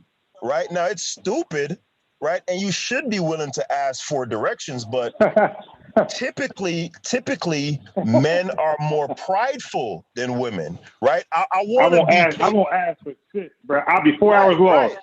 Right. I want to, because a man is hardwired to want to be capable, right? And fully self-sufficient. That's written into my software. You know what I'm saying? That doesn't make me bad. All I'm saying is, if you're going to insult a man, don't use a woman or somebody who is in the LGBT community to compare it against. Just deal with that man in that instance. I'm saying you guys do that a lot when you want to insult each other. You say you acting like a woman. You do it. Yeah, but you don't realize what that sounds like to the women listening, and it doesn't sound like you actually care. But I don't care. But what's okay, good. I'm glad we're clear that you don't care. Hold on. What's being communicated there is you're exhibiting behavior that is typical of a woman, and that is inappropriate for you as a man. That's the dressed up version of that. When I say you acting like a bitch right now, that's what that means.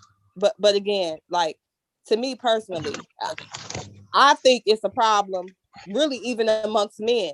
because y'all blame it on a female thing, and there's no, nigga, you childish, you immature. It has nothing to do with you acting like a female. You're immature as fuck. Like, grow the fuck up. That's You're the bottom line. childish. But for me, what you just said about like, there are certain things, and this is not just my philosophy. Like, I have never ordered something, oh, I don't care, I don't want this, and then been in a nigga plate. Like, most times they don't order shit I even want. Like, that's just, I don't do that. I'm gonna order what the fuck I like, and I don't want you to ask me for none of mine. I will not ask you for none of yours. Right. I like my shit to be my shit. But at the end of the day, I'll say this. Like, you just said a second ago that men are prideful. They wouldn't ask for directions, even though they should, or blah, this skippy woo woo. And to me, like you say, it's scientifically proven that men are more. It's scientifically proven that women are better critical thinkers. Like, at the end of the day, to me, there's an easy way around that. Look up the directions before, so you don't be looking crazy in front of her, don't know where the fuck you're going, and ultimately have to ask for directions. You can perpetrate like you do the whole fucking time. Like, to me, that's an easy solution. You ain't gotta look stupid and be lost and waste time irritating her, and you ain't gotta, bruise your little ego. Don't nobody gotta know you Google through directions. Why's gotta be a little ego though? And you can see it generally too, in the way men tell stories and the way women tell stories. You see the conflict. Because when you, like, if you only with your mate, you tell the stories, she want more intricate details about what's going on, what's happening, than a male. Like, man, I was my boy, man, he was tripping, man. So hold on. What did he say? What happened to him? So you like that man don't even matter. You know what I'm saying? Hey, that's why. You know what? That's why women can't. Tell me the whole shit. That's why women can't tell good stories, yo, and they're not good comedians, like, because they'll be like, all right, so. I don't support everything Haskell say, although I may agree with some. I can't. Bro, I've never heard a funny female comedian. Never. I've never heard one. I think Monique was funny. I think old girl was funny. What shorty was? She's a lesbian. Never made me laugh. Some more? Nah. The girl she got short frizzy hair. She older now. Nah, not some more. She was on. Oh, I know you're talking about. She got the buck teeth. No, she was on Blackish. She be on there sometimes on Blackish. I don't find funny either though. They too vulgar. Yeah. It's anyway, not really. It's right. It's besides the point though. What I'm saying is different voice. What I'm saying is, like, a woman. You ask a woman and say, "Honey, do you want to hear what happened to me today at the a guy got shot at the office today. You know what I'm saying? You want me to tell you what happened?" And you'd be like, "Yeah, all right, yeah, go ahead. Yeah, all right. So check this out, right? So I went to the office this morning, right? And as I'm walking to my desk, Kimberly, I can't stand her because, she thinks she's just, and then she's always wearing these weird, like, suits and stuff that I'm like, bitch, would you get to this, like, would you tell me how the nigga got shot? Oh, okay, sure. You know what I'm saying?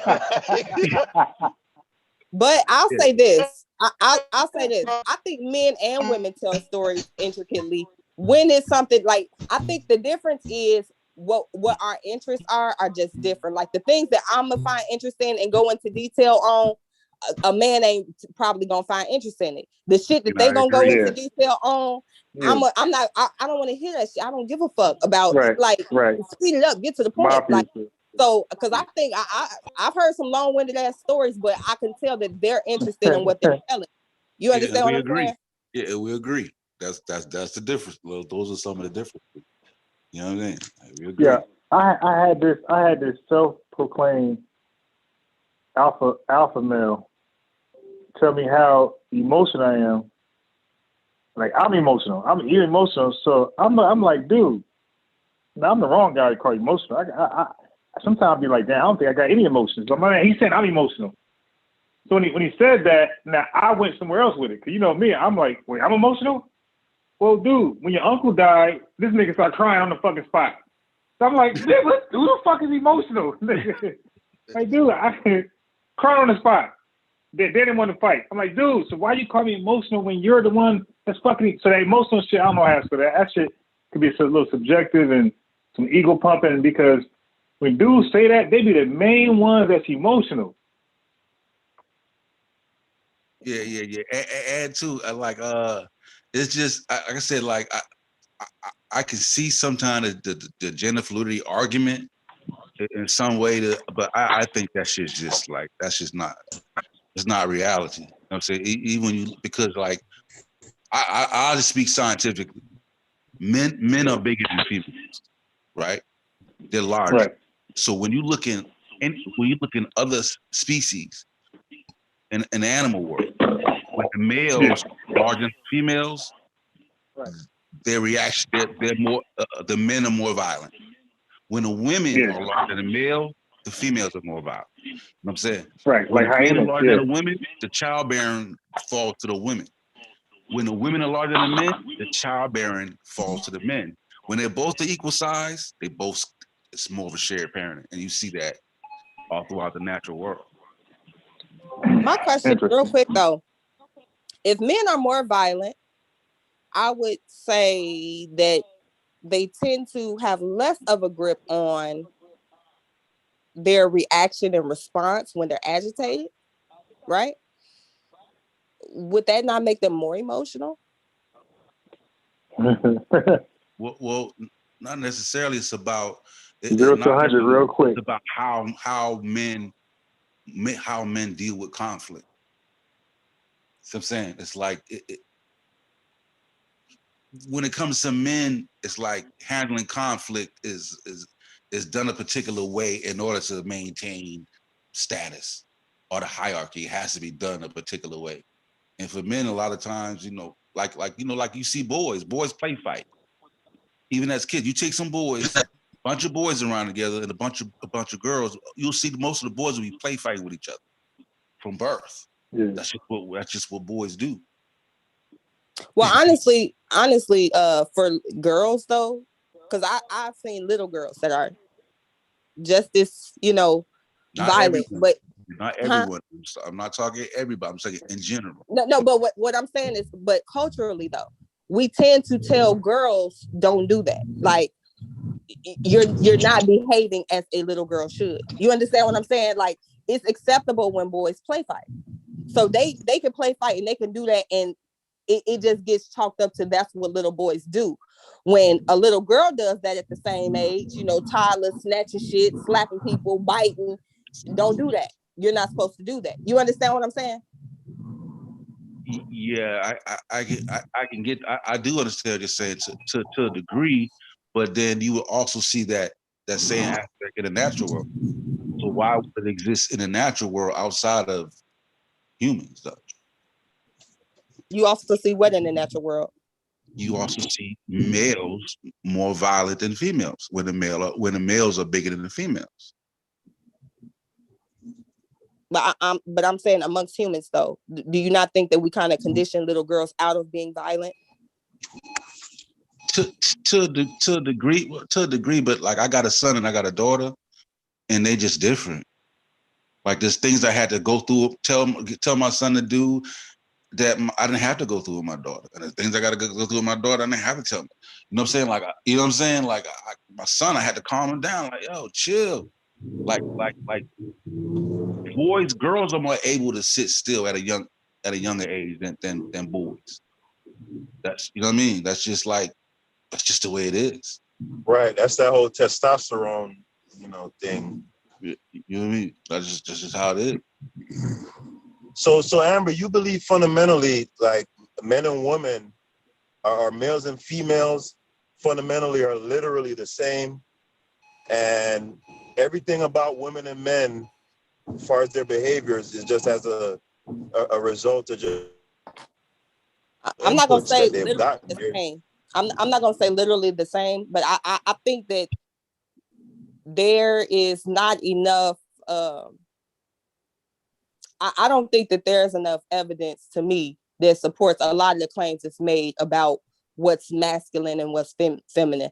A lot of people just be talking out their ass and just attributing stuff to science that I don't think science says. Now, if someone can prove me wrong on that, then cool. I also would like, if you venture to prove me wrong, show me where they've done these studies in multiple cultures in societies and not just an American one, because that doesn't really prove my point. I'm The saying best, culturally.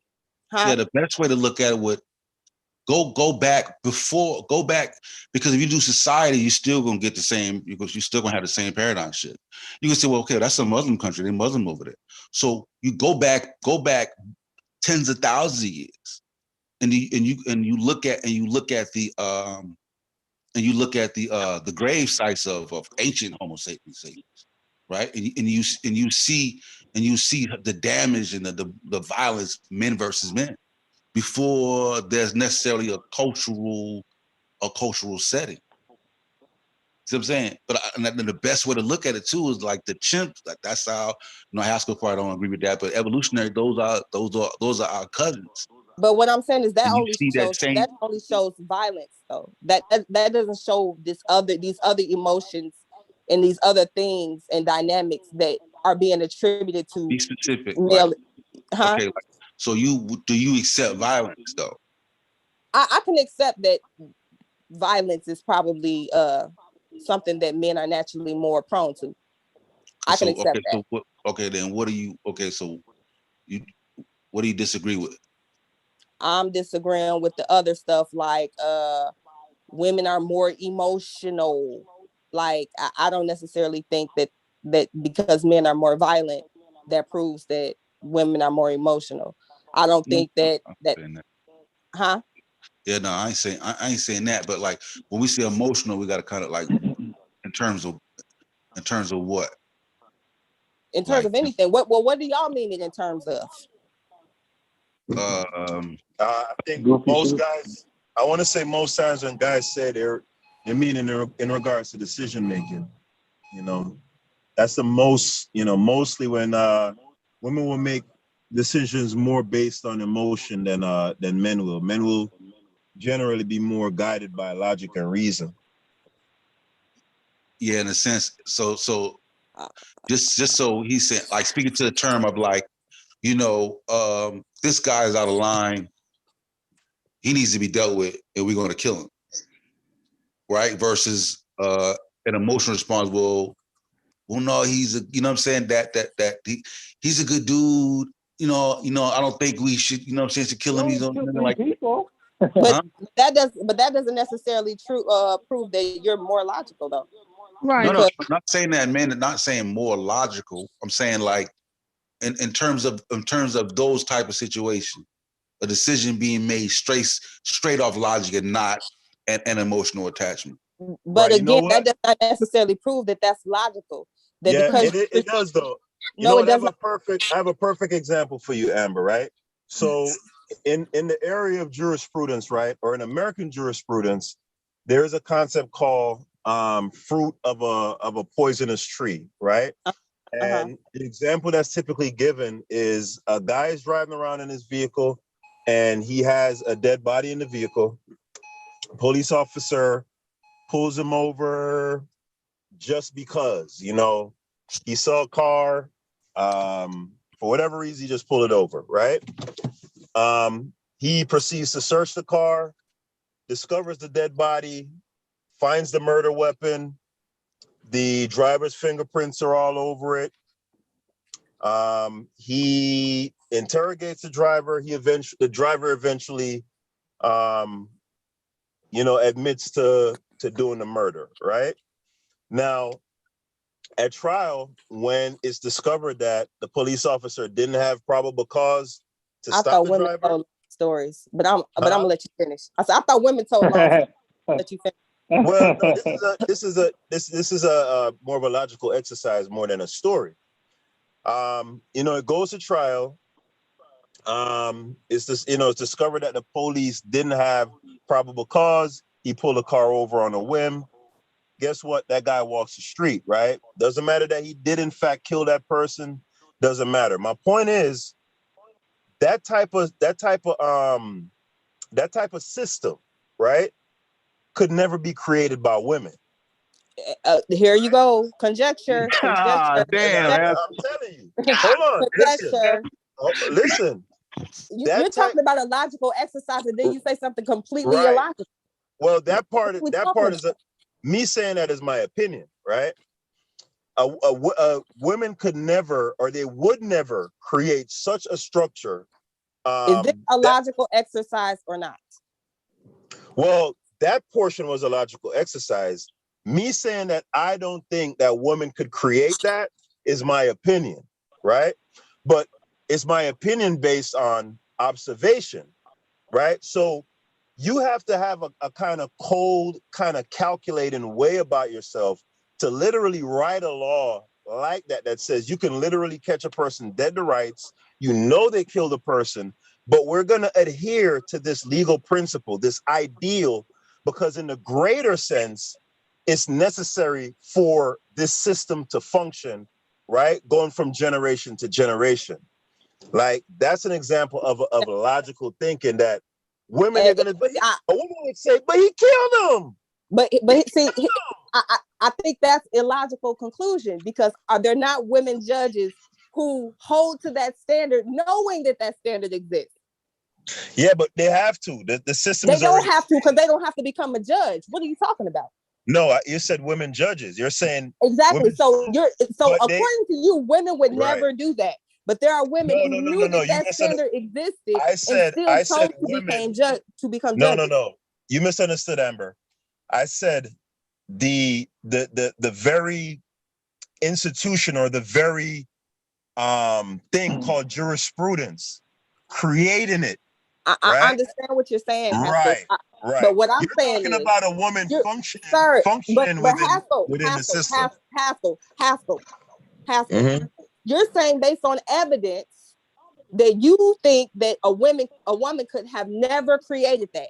And I'm saying, what evidence are you looking at when you have female judges who know that that is a part of the system and still choose to become judges and enforce that law or that principle, right? So how can you say that there's no woman that would have never happened for women, when there are women who voluntarily sign up to do just that? Like, so what are you saying?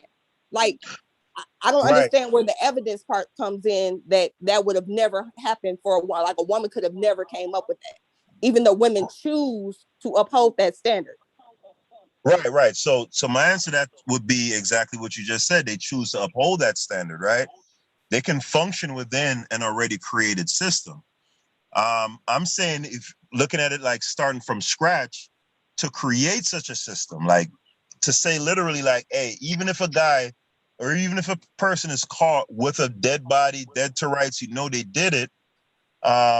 If it isn't done by this specific procedural manner, these very logical 1, 2, 3 steps, like women left to their own devices, they wouldn't create a system like that. Like just a group of women, because of their emotional nature.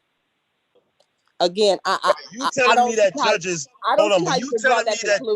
Yeah, but hold on, Amber. Amber, there are many reasons why a female judge will sign up to function. Because I get what you're getting at. You're saying if women are so averse, right, to something like that, then why would any woman, if what I'm saying, if the argument that I'm making is in fact correct, why would any woman even sign up to participate in a system like that? And my answer to you is, there are many reasons why a woman would sign up to participate in a system like that. One being the prestige, the status that comes with it, money, right? But my point is, a group of women left to their own devices, right, would never come up with a system like that. They would never create a system like that. So are you saying that women would not have the idea of prestige and all of that, if not for men creating this system? We wouldn't even know what the fuck that was, because for the same reasons they signed up into it, that could be the same motivation for them to create such a system.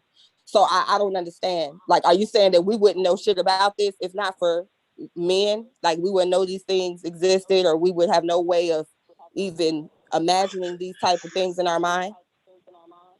You know what? I'll sign up for that. And what I would use as my supporting evidence is that there are no examples anywhere at any time where a group of women created these systems, whether it be government, whether it be jurisprudence. You know, I have no examples. If somebody could point me to it, then hey, I'll stand corrected. But I don't know of any female societies where, you know, it's matriarchal, it's ran by women, men are an adjunct, and they create those type of systems. I don't know of it. Oh, okay.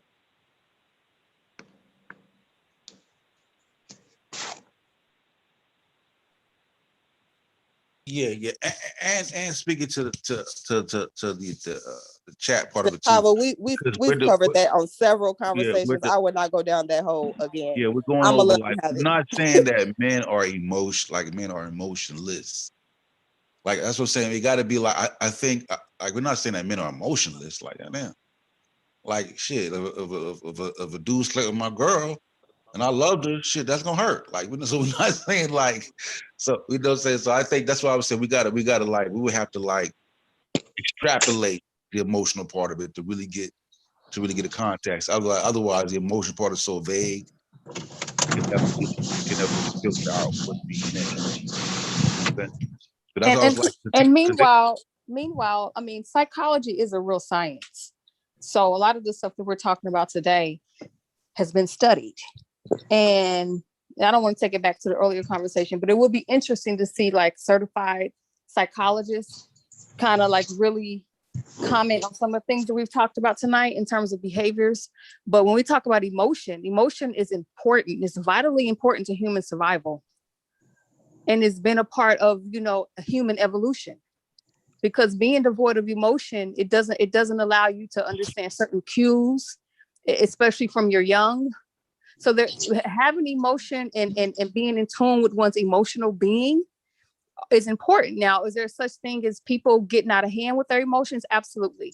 But I don't think that's gender-based. But I do think if we want to say men are more logical and women are more emotional, okay. But that shouldn't be like one is measured higher than the other, because both of them are actually needed for adequate human survival. Well, one is more important than the other. No, they're both equally important. That also they're both is equally important, because a woman is the one who's really rearing her children, right? Right. And that is such a vital thing, right? So the woman has to be both logical, and she has to have an a high sense of emotional intelligence to connect with the children that she's spending most of her time with in order to rear them. So not one is not better than the other. It's like making that loaf of bread. You need the flour and the water, because you can't make a loaf of bread with just water. So both of those ingredients have equal value, although they're not equal indeed. They both do something different, but they both hold equal value. That's all I'm saying. Yeah, you know what? I actually agree with that. Both things hold equal value. And what I would liken it to is would be water and food, right? Both are absolutely essential to life. Both. However, one does have precedent over the other, right? You can live without food, what they say, up to 30 days. You can only live without water for 3 days. So that's the analogy I would draw when it comes to emotion versus logic. I would say emotion would be food and logic would be water. Like they're both absolutely necessary, but one does have a higher standing than the other. Yeah, and you're putting it on scales of higher and lower. But do you notice? Yeah, I'm saying. Why come they can't just have equal value? You are so emotionally tied to. Hold on, Kevin. Who just asked that? That was Tiffany. Why can't they have the same value? Yeah, and Amber chimed in correctly. It's like it just has to always be one is better than the other. It's like this one-upmanship all the time. So I don't see how this actually helps build better bridges between men and women. We're having conversations with people that we tend to like. That's why we come here to talk. I don't think he wants to build a bridge. I think he wants to build a staircase. Women at the bottom climbing up to the man. Right. No, but I think like maybe what's getting lost in the language of what Haskell was saying is that there's a particular time when emotion has less value than logic. I don't think nobody would disagree with that, right? That There's a doesn't time- mean one is valued more than the other. That's all we're saying. No, I get that, and he agreed that they both have equal value, but there are times when one, in certain situations, depends on where you are, what's going on, when one takes precedent over the other. Right? Okay, fair. So then we have to say, but my sometimes question is, the emotion will take precedence over logic. Sometimes emotion needs to take precedence over logic, in the same way that in certain instances, logic should take precedence over emotion. but we agree. hold on, Sosa, because I like the way you worded that, but then he went on to say, it's like with food and water. You can, so he then kind of undid the whole equal thing. Like food and water, you need both, but you can last maybe 30 days without food, but only a few days without water. Thus, going back on his equality thing and saying that logic is more valuable than emotionalism. So no, it will still be the same, because let's say those days went by, you've only had water. Okay, well now food takes precedence. Food is way more essential right now. You see what I'm saying? Because now, even though you've had all the water you need, you gotta get some food. You gotta get some nutrients. But that wasn't his closing. That wasn't his closing remark. That's your closing remark. That's what I'm saying. Well, I can't. No, but that is the essence of the analogy. You know, you might look at it as like me putting one over the other, but no, I'm saying one takes precedence. Precedence just means order, really, not even in necessarily. Certain instances, Haskell, correct? Wow, I can't think of any instance where You see, being emotional would take precedence over being. no. Let's say Not this. emotional. Let's say Not this, emotional. Haskell. Let's say this. Exhibiting emotional intelligence. Let's say that, because when Okay. we say being emotional, it's That's already a sense of devaluing something, Right, and like So it's chaotic. let's level up the like you conversation. can't have order in emotion. Exactly.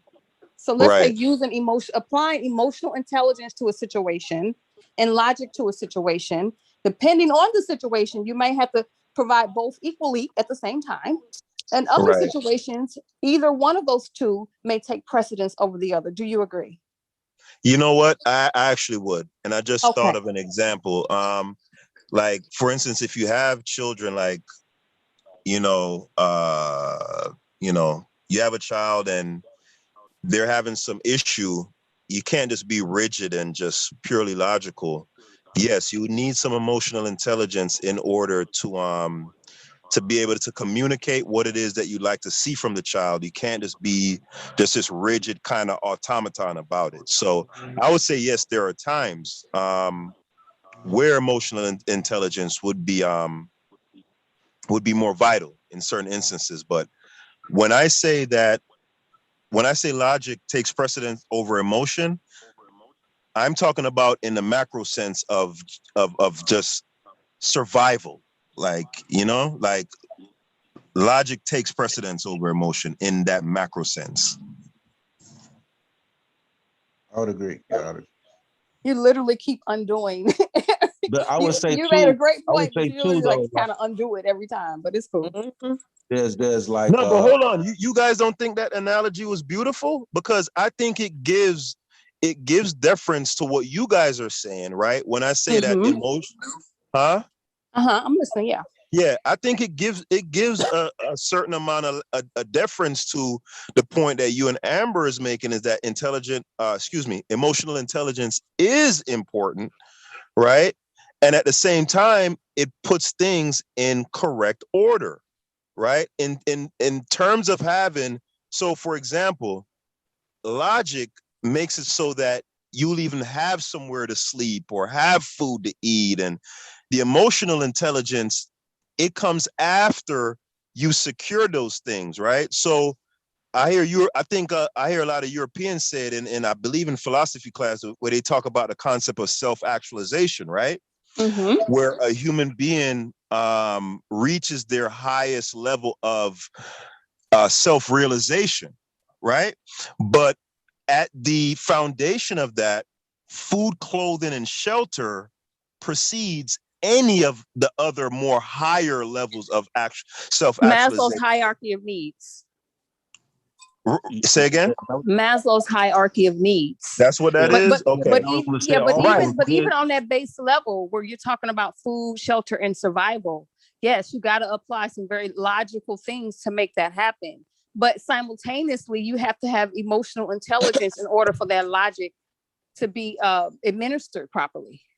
You can't just go, I mean, people who go through the world with just straight shooter and don't see nothing outside of that, everything on the outside of there being just super logical, it could be falling apart around them because they're not paying it any attention. Right. That's still later. That's still later. Yeah, but but you still need emotional in that instance. You still need emotional intelligence and logic. Okay. No, we agree. We agree that you need both. But there's times when just one will take precedence over the other. I agree. But do you guys, especially in terms of survival? And I was going to say, like, y'all probably don't know won't read about the necessarily book, in terms but of survival. I'm saying the best book, the book to read by neuroscientists would be Bible. Behave, but also you just want to watch it. If you just want to, what did he say? It's a book called Behave. It's written by a guy named Robert Sapolsky. He's a neuroscientist. But if you just want a good lecture on it, is you can go to Yale, right? Go to Yale University, type in Paul Bloom Yale courses, right? And then like video 9, 10, and 11 deals with evolution, emotion, and reason. There's like 3 little videos on it, and he's breaking down the evolution of emotion and how it. But like I said, some points of that are debated even still in psychology. Like some. But again, so you don't think again, even with food, clothing, shelter, whatever, basic survival. I still think emotional intelligence goes hand in hand with that. Like. Yes. Even on a basic ass level, I think that's how communities were created. I have the definition. No. Give an example. You want me to read it? Because you don't give an example. Can I read? I think. I'm sorry. Go ahead. I think we survived this long because instead of a person thinking just logically, I need food, clothing, and shelter. They say, okay, how can I create relationships, serve my needs, serve them better? But connect with other people like me who have these same needs. I think that's emotional intelligence. How the essence of community happens. People trying to fulfill basic needs, but also using some emotional intelligence. Let me read the definition of emotional intelligence, y'all. Let me read it. Let me read the definition, please. Let me read it. So it says, the emotional intelligence is the capacity to be aware of, control, and express one's emotions, and to handle interpersonal relationships judiciously and empathetically. So yeah, you would need that in order to create that lower level of those human needs: food, clothing, and shelter, and community. They go hand in hand. Okay. Like I said, I would agree with that aspect of it to a sense, but okay, so where are you putting logic in that then? Well, logic is gonna be like, I would think logic would be the actual administering of building the homes. There has to be a very scientific method in building shelter that can withstand weather. There has to be a specific way that you hunt and kill your prey in order for it not to poison. Got it. Logic also says. Hold on. Got it. Now listen. There's a member of the group that is becoming hostile, or he wants to take leadership of the group and lead a group on a way that is not beneficial to the group. Okay. Now a decision has to be made to allow him to exist, to excommunicate him, or kill him. Well, a leader who is logical and displays emotional intelligence, if that society says that person has to be killed, I know, but what I'm trying to separate them.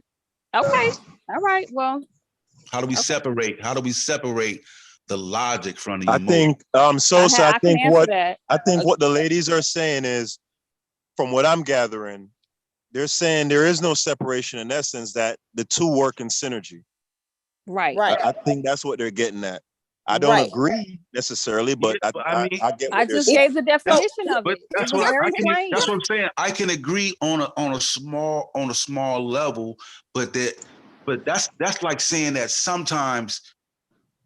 So give me an example of when somebody makes a bad decision not because it was not logical, but because their emotions were involved, and Well, they can did I? not Okay. and they did not remove the emotion from the Or they didn't have Well, the requisite emotional intelligence, and it led to, like, yeah, give us an Probably. example of All that. right, so we gotta separate.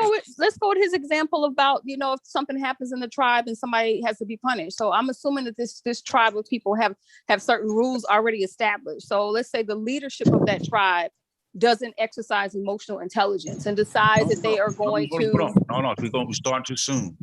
Okay. Let's start before that. The hierarchy, the group is being established. So, like, once you put the stigma on, well, they've already set it up, then the rules are already in place. But All now right. talk about the process of developing of these rules actually being developed. Got it. All right. So then if we're developing the rules of how people are going to be punished, and we say, okay, do we kill them or do we excommunicate them? Right. So say everybody agrees that they have, for certain crimes, people have to be killed. Let's just say everybody's okay with that. Everybody don't agree. That's my well, brother. Everybody's usually not. Usually is not going to agree. But a leader, but a leader who knows how to exercise emotional intelligence and logic will probably defer to, well, we've agreed as a majority that these people need to be put to death, so to speak. But we're not going to brutally murder them in front of the whole tribe. But that may happen though. But see, when you're doing it, you still kind of putting them both together, so we can't separate. Like you're making it inseparable. Because I don't think they're separate. If your argument is that it's inseparable, then I won't even continue. Yeah, that is her argument. I read of emotional intelligence. That is her argument. So they're inseparable. Yes. So even when a person makes a bad choice emotionally, there's no separation between the emotions. No, that's not what I'm saying. I don't understand how you're conflating. But I don't understand how you're conflating. Like y'all trying to jump all the way to. So you're saying that this. So let me give my little. Because I'm steel manning, so I can make sure I know exactly what she's saying before I go. Yeah, I'm not. Yeah, because that's not what I'm saying. But if a leader, I gotta decline this call. I'm sorry, my bad, because somebody tried calling me. So a leader who displays emotional intelligence as opposed to maybe a dictator. So there's a way dictators rule, and there's other types of leadership. We see it all the time. So a leader who has empathy for the other people besides those who committed the crime probably won't decide to brutally murder people that have committed crimes in front of the other citizens. A leader who would decide to do that, we could say he or she probably does not exercising emotional intelligence. But since we as a society have agreed that certain crimes are punishable by death, at the very least, the leadership could have those people put to death out of sight of the rest of the citizens. So that's the example I can give, and how both logic and emotional intelligence can go into just how societies deal with something like that. And I'll say this as trying to use your example, and this is why I say the two have to go hand in hand. So using your example, and I don't know all the details of how you was trying to set this up, but okay, let's say you have your little tribe. I go back to just the early stages of man. That the best way to do it is to start before there's democracy. There's a democracy. When these things are being developed. I understand you saying before there's a democracy. It's a lot of background noise, so I'm having a little trouble. I don't know that.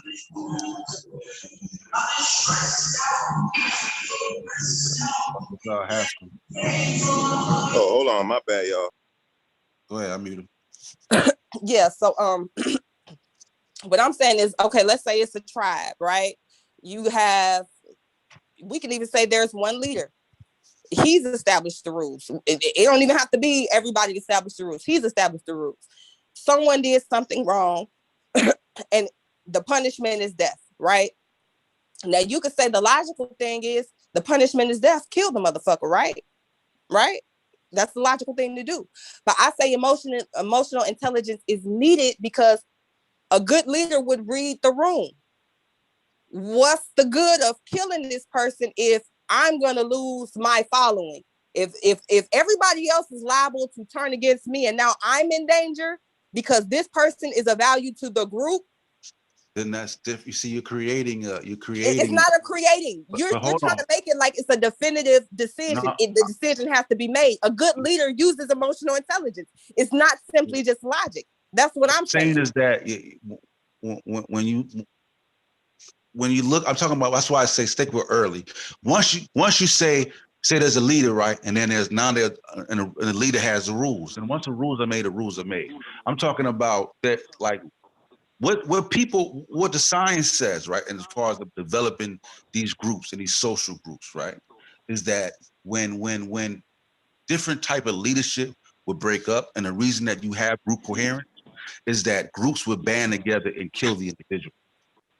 You see what I'm saying? So now, if killing the individual would lead to the disruption of the group because the person has value, then that's not even then it's non sequitur, because that would lead to group that would lead to group cohesion. The group would split. So that's but already. So you don't think a person can do something bad and still the group says, okay, yeah, they did something bad, and we know that this thing is supposed to be bad, but we still find value in that? No, I'm talking about it's let's say I'm at the head. The person that did this is my brother. I have an emotional attachment. That's my brother. I grew up with him. But I have to remove the emotional attachment to this being my brother and come to the logical conclusion that he needs to die. Sosa, you're confusing emotional intelligence with like just having an emotional attachment. We're not saying like just being emotional, oh, this is my brother, I love him. We're talking about emotional intelligence, understanding, not just logic of if A and B, then C necessarily follows. Like, we're not just talking about basic logic. We're talking about going beyond that and being able to understand the outcome before. You understand? I got that. But what I'm saying is, before, you don't just humans. You're not going to just start off with emotional intelligence. That's why I was saying, like, we got to start at the beginning of development. Like, you're not going to start off with emotional intelligence in the beginning. That your emotional intelligence accrue as time goes by and dealing with certain situations. But I'm talking about separating emotion, because we were having trouble separating emotion from logic. When does logic supersede emotion? Y'all was saying that it doesn't, it can't. But I was trying to give an example of where. Here's my thing, because you're saying it as if, like, okay, you have to develop emotional intelligence, as if people don't have to develop logical thinking. No, people have to develop logical thinking.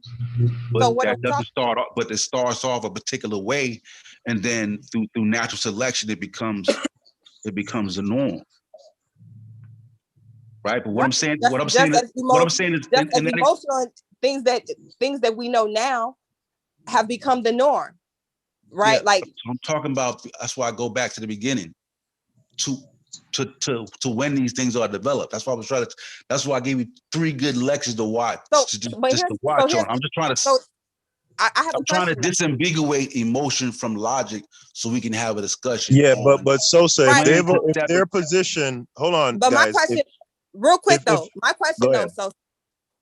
so you're assuming though that logic was present at the start of the civilization. What makes this person say at the start of civilization in the early beginning that I need to structure rules so this nigga don't overthrow me if they haven't even had that experience yet? I'm not assuming that. That's why I tell you that it's theoretical, right? That's why I tell you the theory is that this type of the development and what leads to this type of group cohesion is that the group, because, like, in other words, the male or other person may be stronger, but the group of people who are not as strong as the stronger male would band together and kill the male that may be more violent, and this would start to curve and develop into the population over time. But what the whole point of why I gave examples, I'm trying to separate emotion from logic, or when I'm trying to find a scenario in which emotion can impede logic, so we can have an example of when emotion, when you should separate your emotion from your logic. But if you're saying that can't be done, then I'll just stop right there. So I don't need to go on. One more question.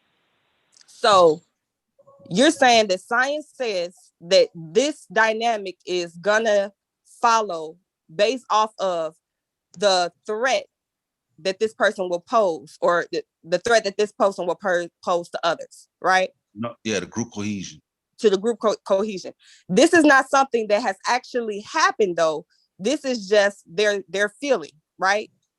Because this is just their theory. It has to be something that's happening within the group that's making the group choose to come to that decision. So there has to be something driving them to do it.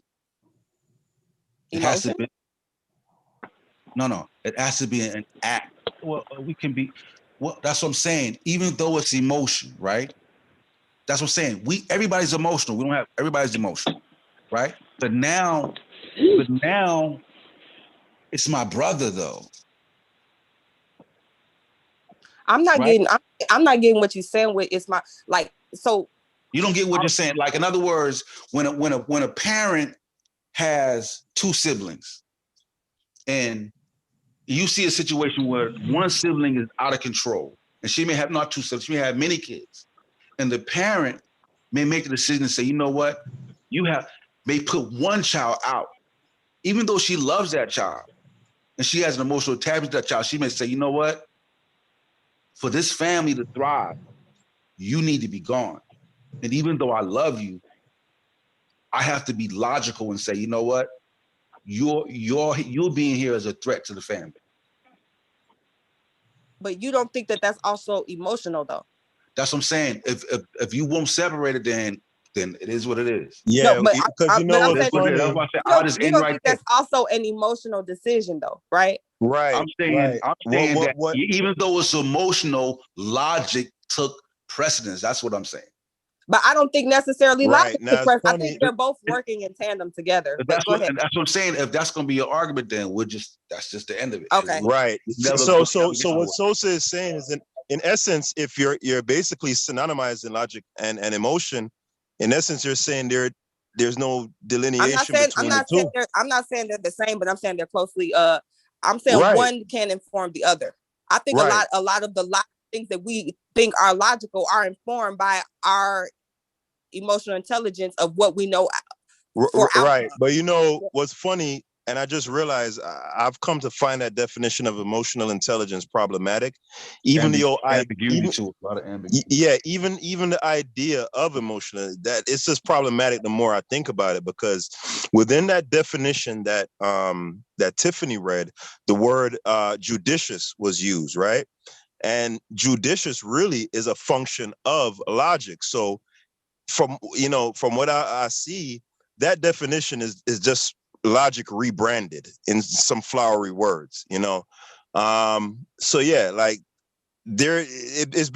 emotional intelligence is just saying emotional logic or because once you add intelligence, you've already applied logic. Once you start once you start using words like intelligence, judicious, those things go back to logic. So going back to where this argument started at, right? When we're talking about women having a tendency to be more emotional, we're talking about making decisions based on feelings, right? So for me, I'm leaving the emotional intelligence thing off the table because that whole thing is too nebulous. It's too, it's not definite enough. So what I'm talking about is women making decisions based on feelings, as opposed to saying, okay, this decision is going to lead to this outcome. this decision is going to lead to this outcome. Now let me discern which of these outcomes would be best and make the decision based on that. That's what I'm talking about. Yeah, like This the parent, emotional like that, intelligence like thing. the mother putting that child out the house. Are feelings actual or real? No, they're not. They're not. When you say real, like feelings are not emotions. Emotions and feelings are two different things. Okay, so you're actually making a mistake when you call women emotional because of how they feel. That's why he changed it and said clarify. That's why he clarified and said, well, I'm speaking to feelings, so we can have the conversation. And, okay, and are emotions real?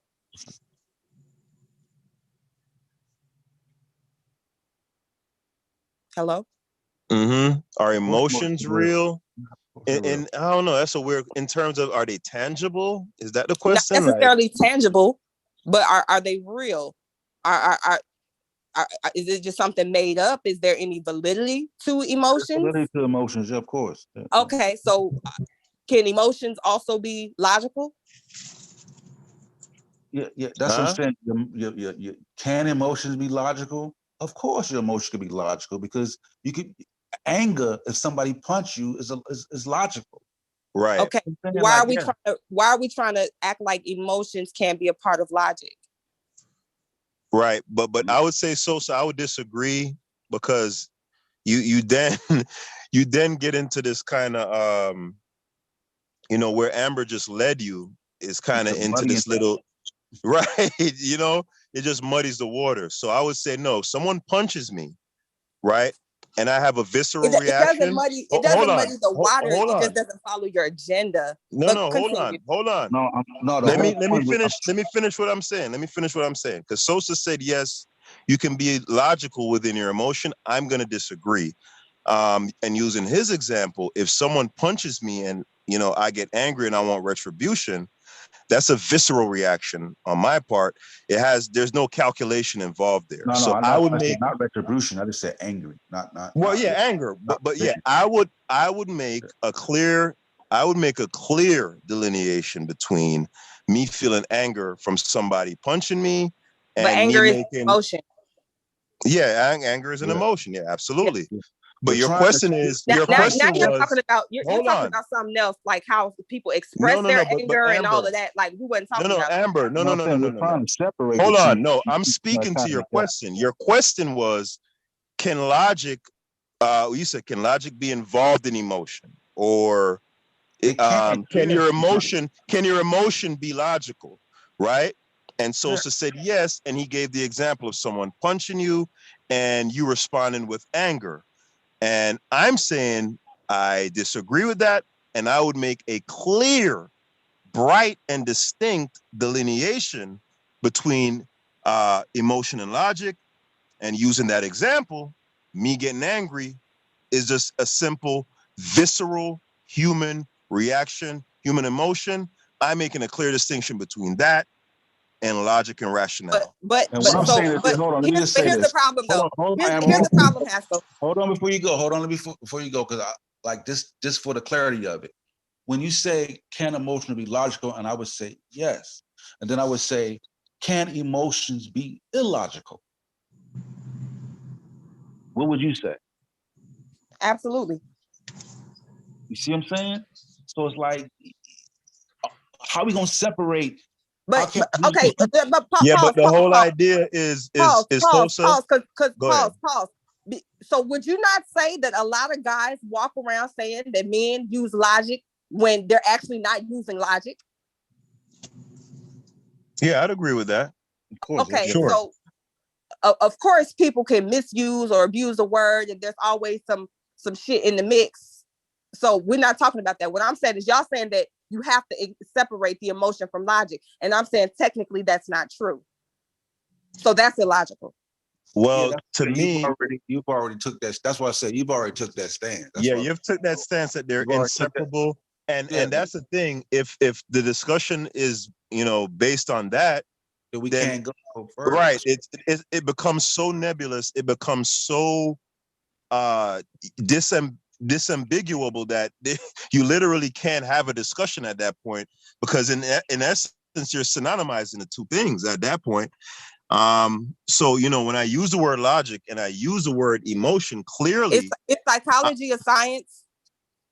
Yeah, but you talk about a lot, but I would call it like what Van Sertima says. He would call it a soft science. So I'm going to use that.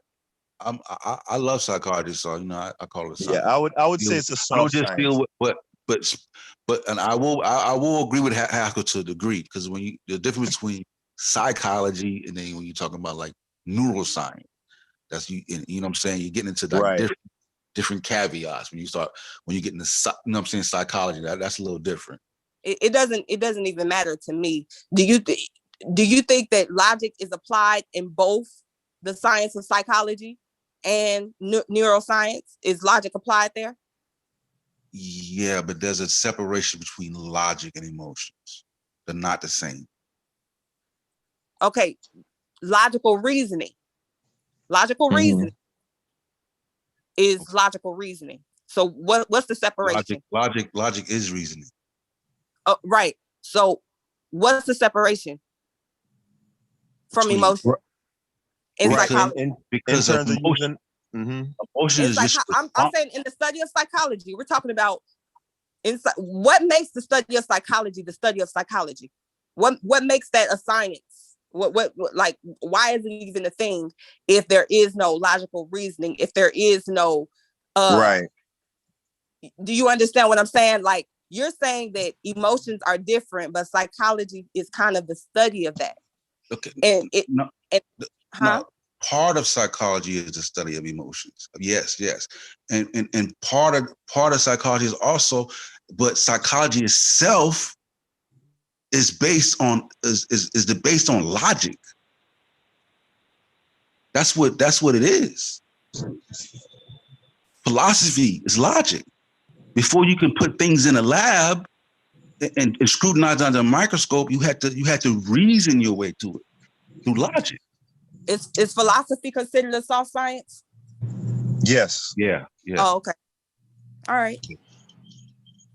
Yeah. Yes, it would. So I wouldn't equate psychology as a science in the same way that physics or chemistry is. I agree. And neuroscience, right? Or neuroscience. It's not a science in that way, but yes, there are aspects, or there are logical aspects to the science in the way how you're analyzing the way how the mind works based on observation, right?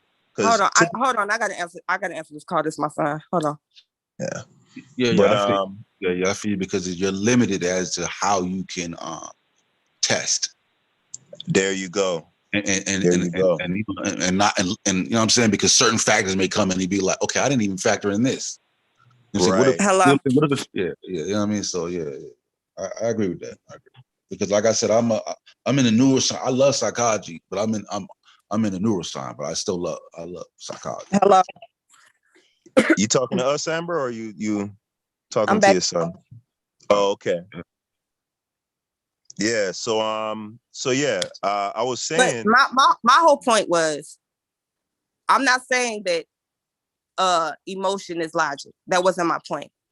But what I'm saying is, even some emotions are deemed to be logical emotions, considering certain circumstances, right? Yeah, is it reasonable to be upset because he stole the food? Yeah. So what I'm saying is to just simply say that women react emotionally as if there cannot be, yes, they may be acting emotional, but it could be also a logical reaction to what the situation is.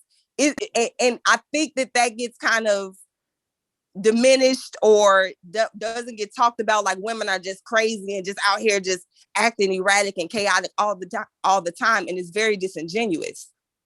No, but it started with how we refer to a male as a, you must sit down, you acting like a bitch right now.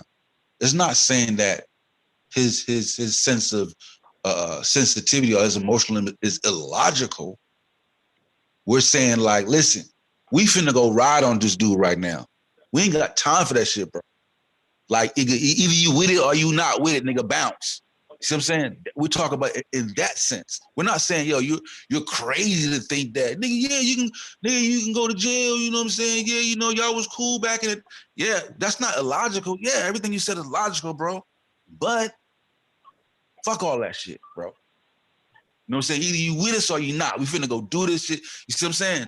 That's what we're talking about, because that's where it really spun from, when how a man will refer to to label a person's actions as you know, you acting like a woman or you acting like a bitch or whatever.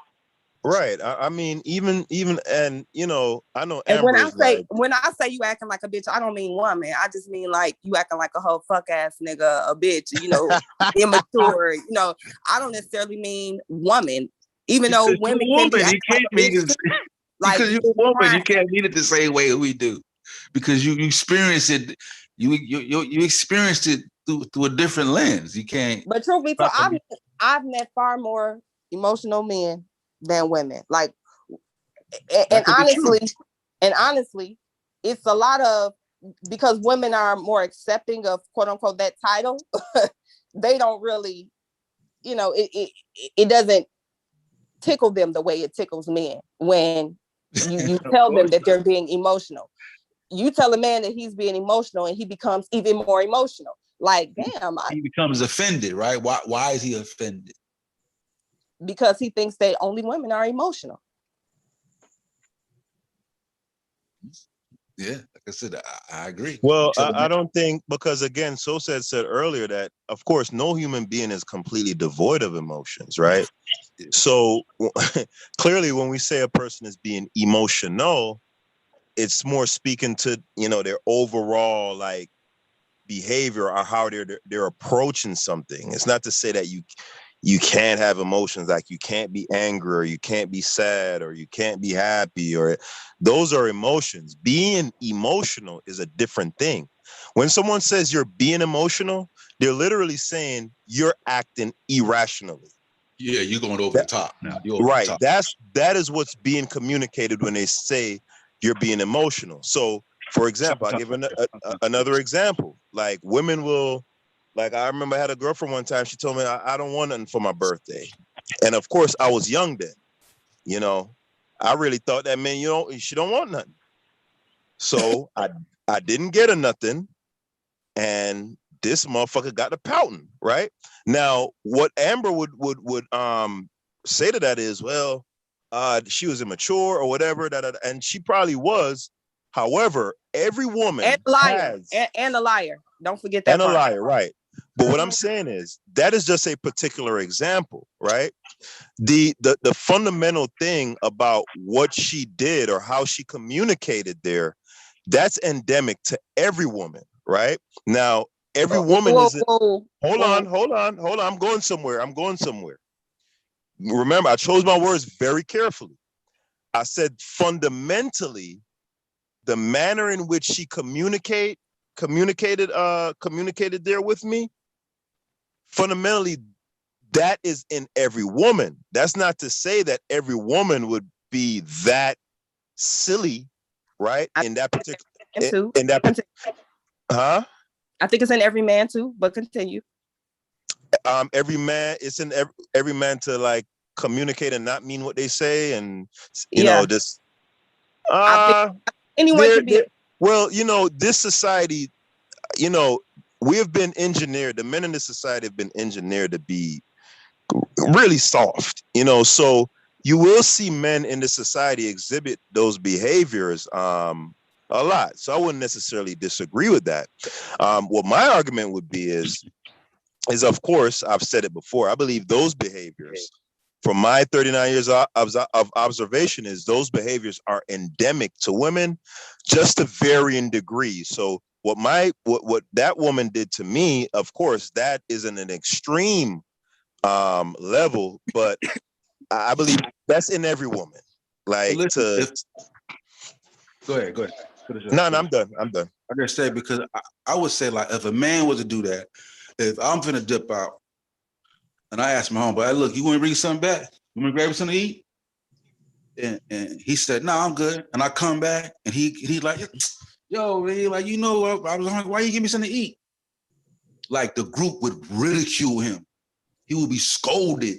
I'm like, nigga, hold on, bro. You feel me? Like, yo, don't do, I'm saying, like, don't behave that way. You know what I'm saying? Like, that is, you know what I'm saying? Like, but my question. Hold on. But in a female circle, well, in a group amongst women, the response may be different. Response be like, come on, bro, you know we ate all day. So why would you go out there and get it? You know what I'm saying? And that's logical. You see what I'm saying? I'm talking about the reaction would be totally different amongst the group, though.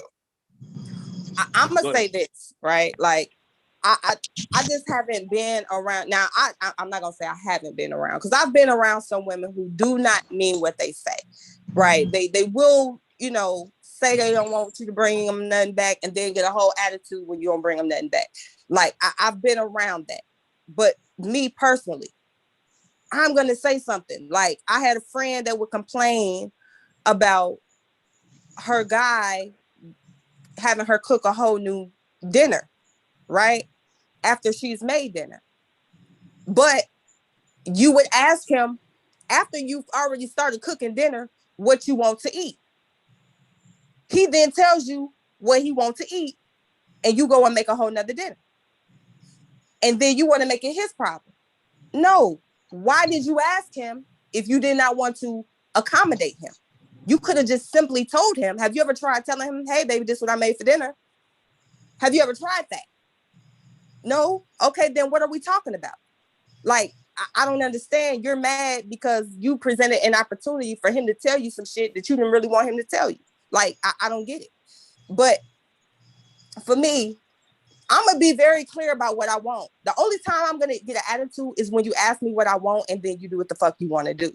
Like, unless it was something like, oh, well, they were sold out of this. Okay, cool. You know, but that was an option and you chose to do something else. Well, why did you even ask me? And you might as well just went ahead and did what the fuck you wanted to do and then brought it to me.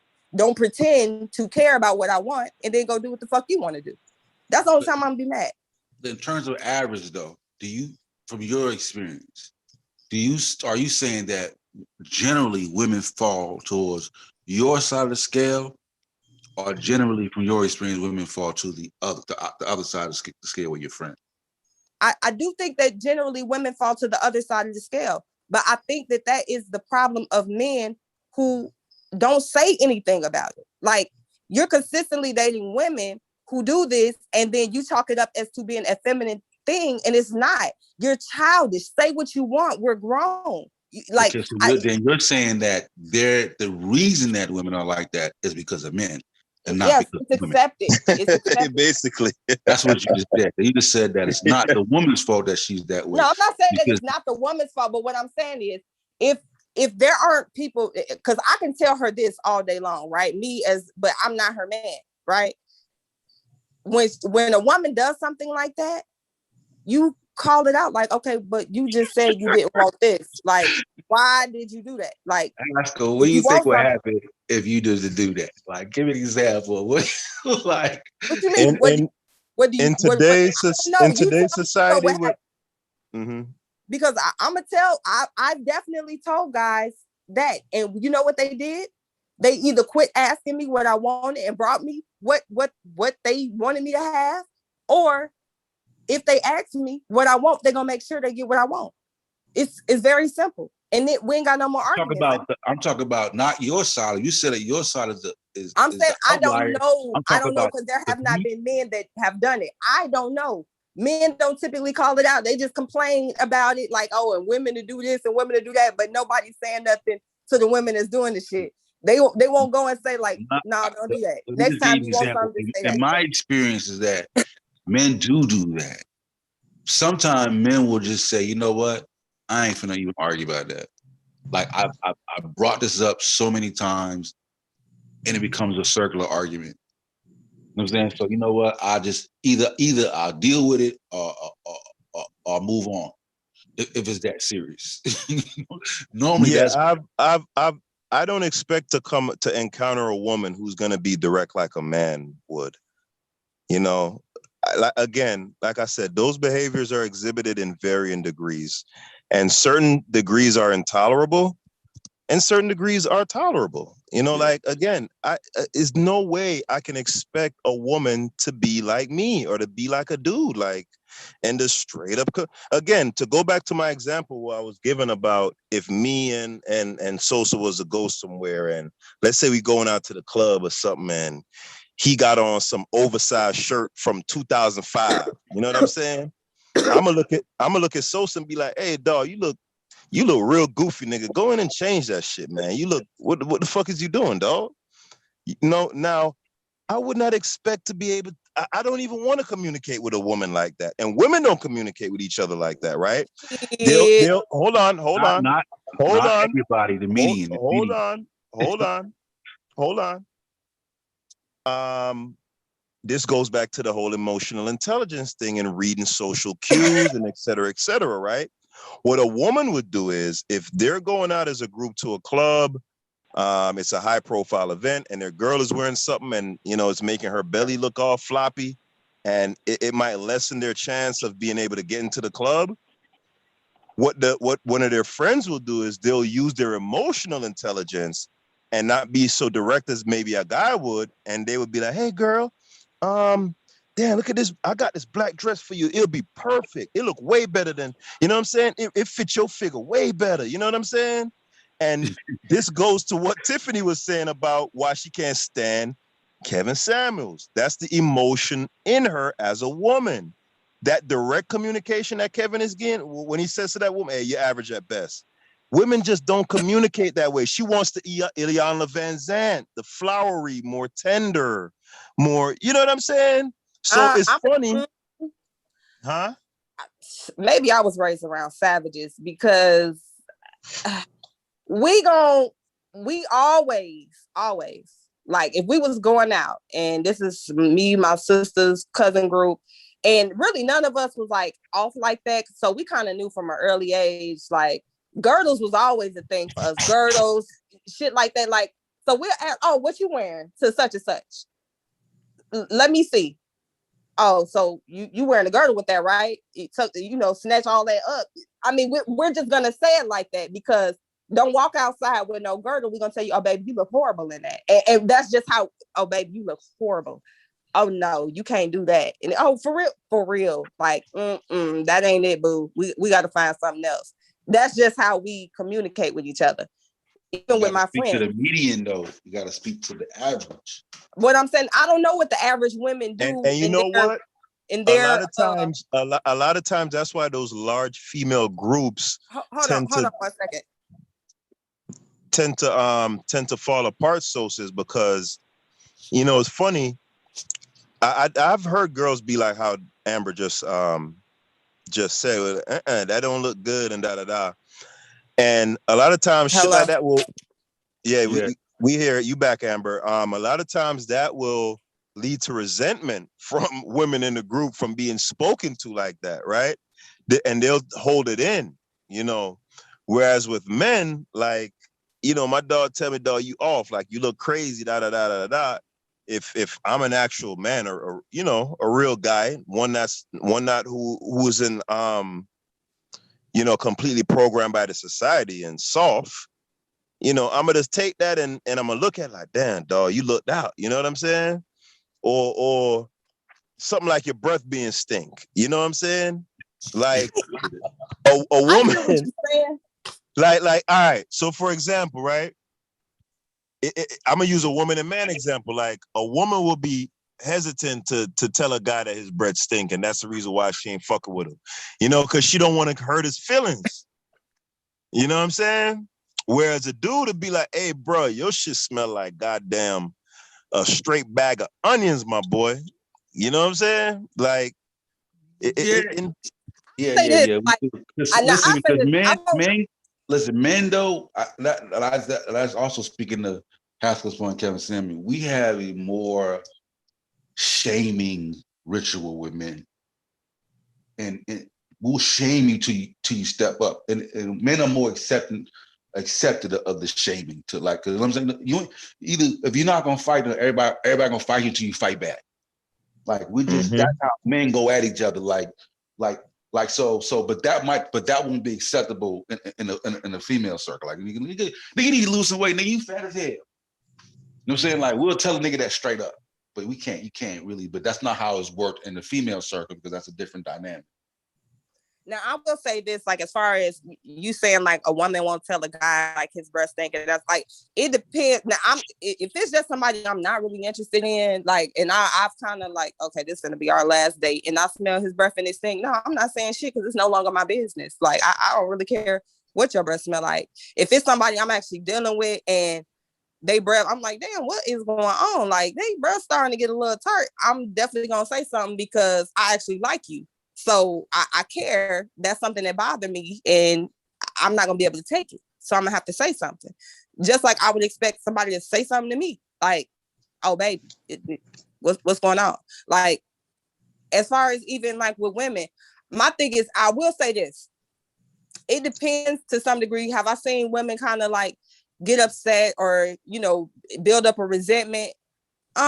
Not really amongst my people because we all kind of know, like, you not telling, it's not like a constant thing. Most you're gonna take the correction and that's gonna be that. You ain't really got to discuss it no more. Now from now on, when you wear certain stuff, you need to girdle. Like I've had female friends whose parents just didn't, their mothers maybe didn't know, like under certain shirts, you don't wear lace bras that's white, wear you some black undergarments that ain't got no print on them. So your shirt don't be looking all crazy. Like, so certain stuff they just didn't know. So I'm telling them that, and they was appreciative. Like, oh shit, my clothes look better now. I feel better now. Like I have friends that would have me put their outfit together for them. Like, oh girl, I want to go shopping, but I need you to come with me to help me pick something out, this, that, and the third. Like it wasn't a thing of them feeling crazy. Like they took it as like, thanks for putting me on, help me understand how you put your shit together. Like stuff like that. But do I think that some women can be resentful and, feel away from correction? I think that's anybody. There are some people that just simply can't take criticism. They simply can't take it, any kind, even when you do it soft. Now, as far as something like a smell or odor, I think it's just, I know men have more of a culture of doing shit in front of the group and shaming. Women are more, we're going to address it, but we're not going to address it in the group. We're going to address it on a personal. We may have discussed it like, oh yeah, such and such. Yeah, we're going to have to get that together. And then we're going to discuss who's going to be the one to deliver it. Who's the most compassionate, sensitive, can say it without it coming off offensive. And what would you call that, Amber? That's called emotional intelligence, right? Yeah. Right. Also, it's also, to me, but that's also logical though. Like if I have the opportunity. No, we're not debating logical, but what I'm saying is like, listen, okay, but the men do it the opposite. Would that still be emotional intelligence? I guess it could be if the results work. Shit. I mean, my thing is about emotional intelligence to me is kind of knowing who you're dealing with. Not necessarily like having a cut and dry answer for everything. It's understanding social cues and kind of tailoring how you go about things with different individuals, different dynamics, different circumstances, that type of deal. You know what I'm saying? Part of Paula too, Haskell is like, when you like, even when you tell your stories, Amber, like you say, it's me, my sisters, my cousin, like you speak to a small group, like how women coerce together in a small group, right?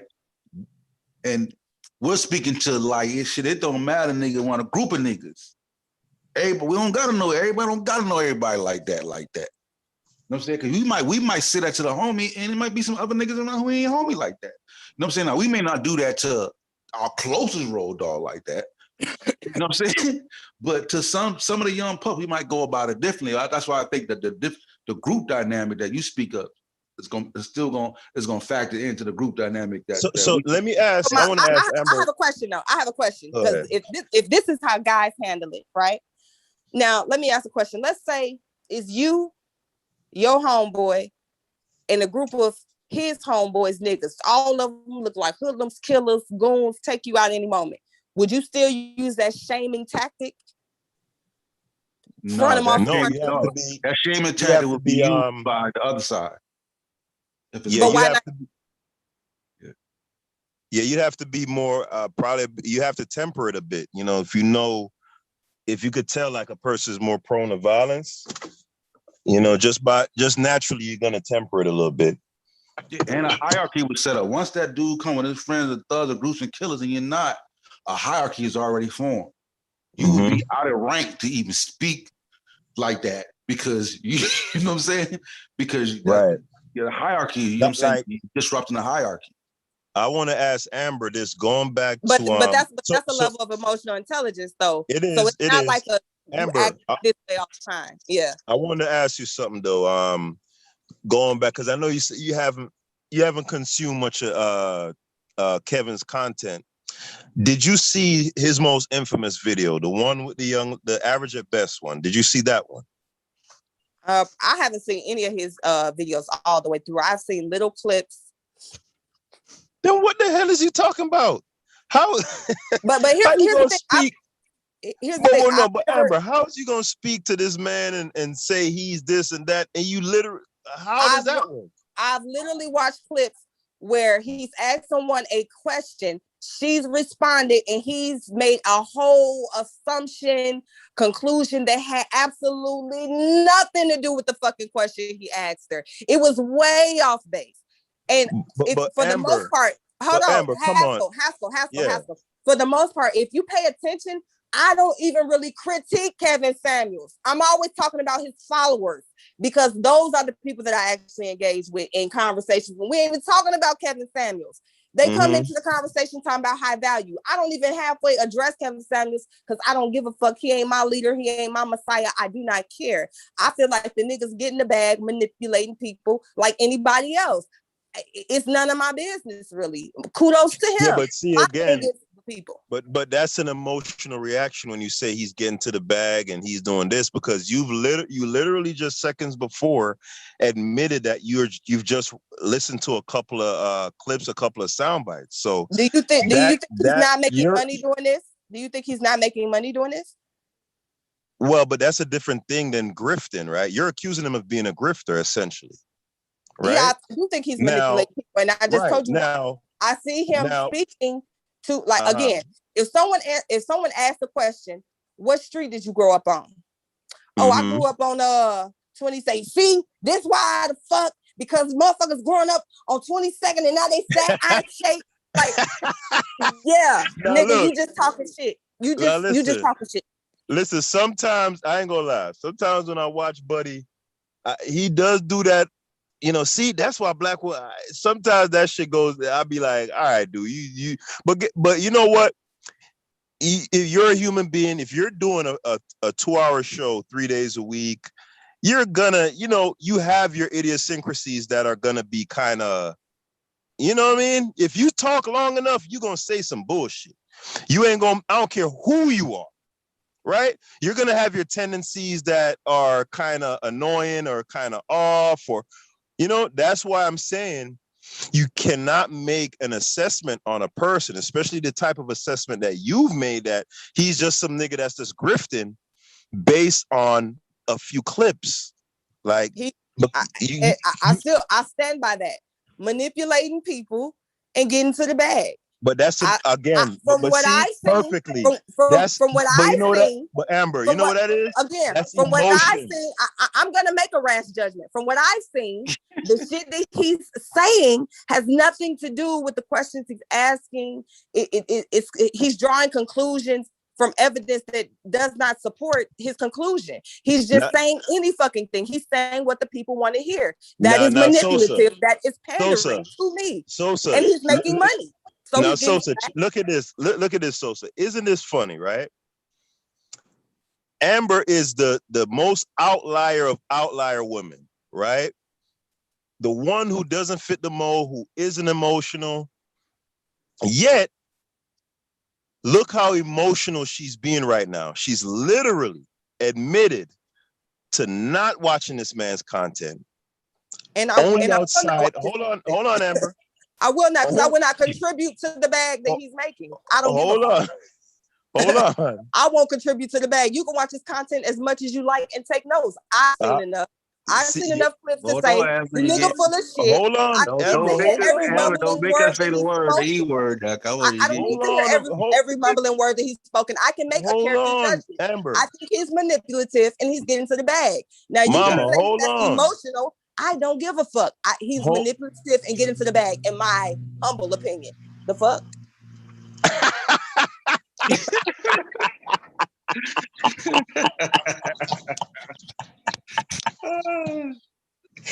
Hey, and that's why, dude, I don't listen to women. Nothing a woman says. No, I ain't gonna lie. Hey, I love Amber, yo. I love Amber. I ain't gonna lie.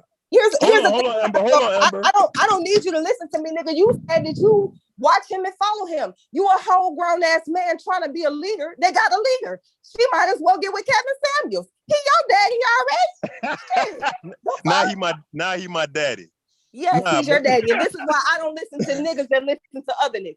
The fuck? So you trying to say? He acting like a bitch? You say he acting like a bitch? Is that what you say? I'm not saying he acting like a bitch. I'm saying he's a grown ass man looking for a daddy. That's what I'm saying. So hold on. So because I listened to a gentleman and I happen to agree with the lion's share of his talking points, that now means that I'm some wayward man. Just you're out looking there. For you watch him, so you happen to agree with him and you watch him. So what are you seeking by watching his videos? Validation? Somebody that agrees with you? Well, would you say that about anybody's content who you consume? Are there any people whose content you consume? I don't watch nobody on the regular. Nobody. Well, who do you watch irregularly, Amber? Irregularly, I might watch Handmaid's Tale. Irregularly, I might watch Snowfall. I might watch. I'm not talking about. I might watch. Hold on, I'm not talking about TV shows. I'm talking about people who would be considered maybe thought leaders or people who. But that's not the whole thing. I don't really consume thought leaders and all of that. Like, I'll engage in discussion. Like, I'll engage in discussion on different subjects, but I don't follow people that sit on their panel and talk about things and I just sit there and consume them. I don't do that. Right. Well, what about no finances or nothing like that? I don't do that. What about say like an economist or a sociologist or someone who you see sitting on a panel at CNBC speaking about, let's say, societal norms or where society may be going? Give me 1 second. I got to buzz somebody in. Hold on. Yeah. Sosa, that shit was just so funny. In a way, I kind of find it adorable because, this is the woman who is the most, the anomaly of all anomalies. And look how viscerally emotional she just got. Got the saying, I got daddy issues. But Haskell, here's the problem, Haskell. Here's the problem. You about to call him, man. You about to call him a punk bitch. You almost call him a punk bitch. Here's the problem. No, I'm not gonna call him a punk bitch. But here's the problem, Haskell. I ain't no punk bitch. Here's the problem, Haskell. Here's the problem. Because if we're being honest, you're the one that got emotional first. You think because you talk in a even tone that you're not being emotional. You turned around and said, see, this is why I can never listen to a woman. You hear what she just did? You're gaslighting. So at the end of the day, my thing is, okay, you want to get emotional, let me get emotional too. Now, because I raised my voice, I'm emotional. But if you keep an even tone, you're not being emotional, but you're making personal character attacks. So yeah, the fuck, I am gonna come for your whole fucking neck and ain't gonna make no apology for it. Like I said. Yeah, but Amber though, part of the part of the association with emotion is a raising of the voice though. But again, okay, so you gotta agree to that. Again, that's an association that men conveniently make. So you mean to tell me it's an association that men conveniently make.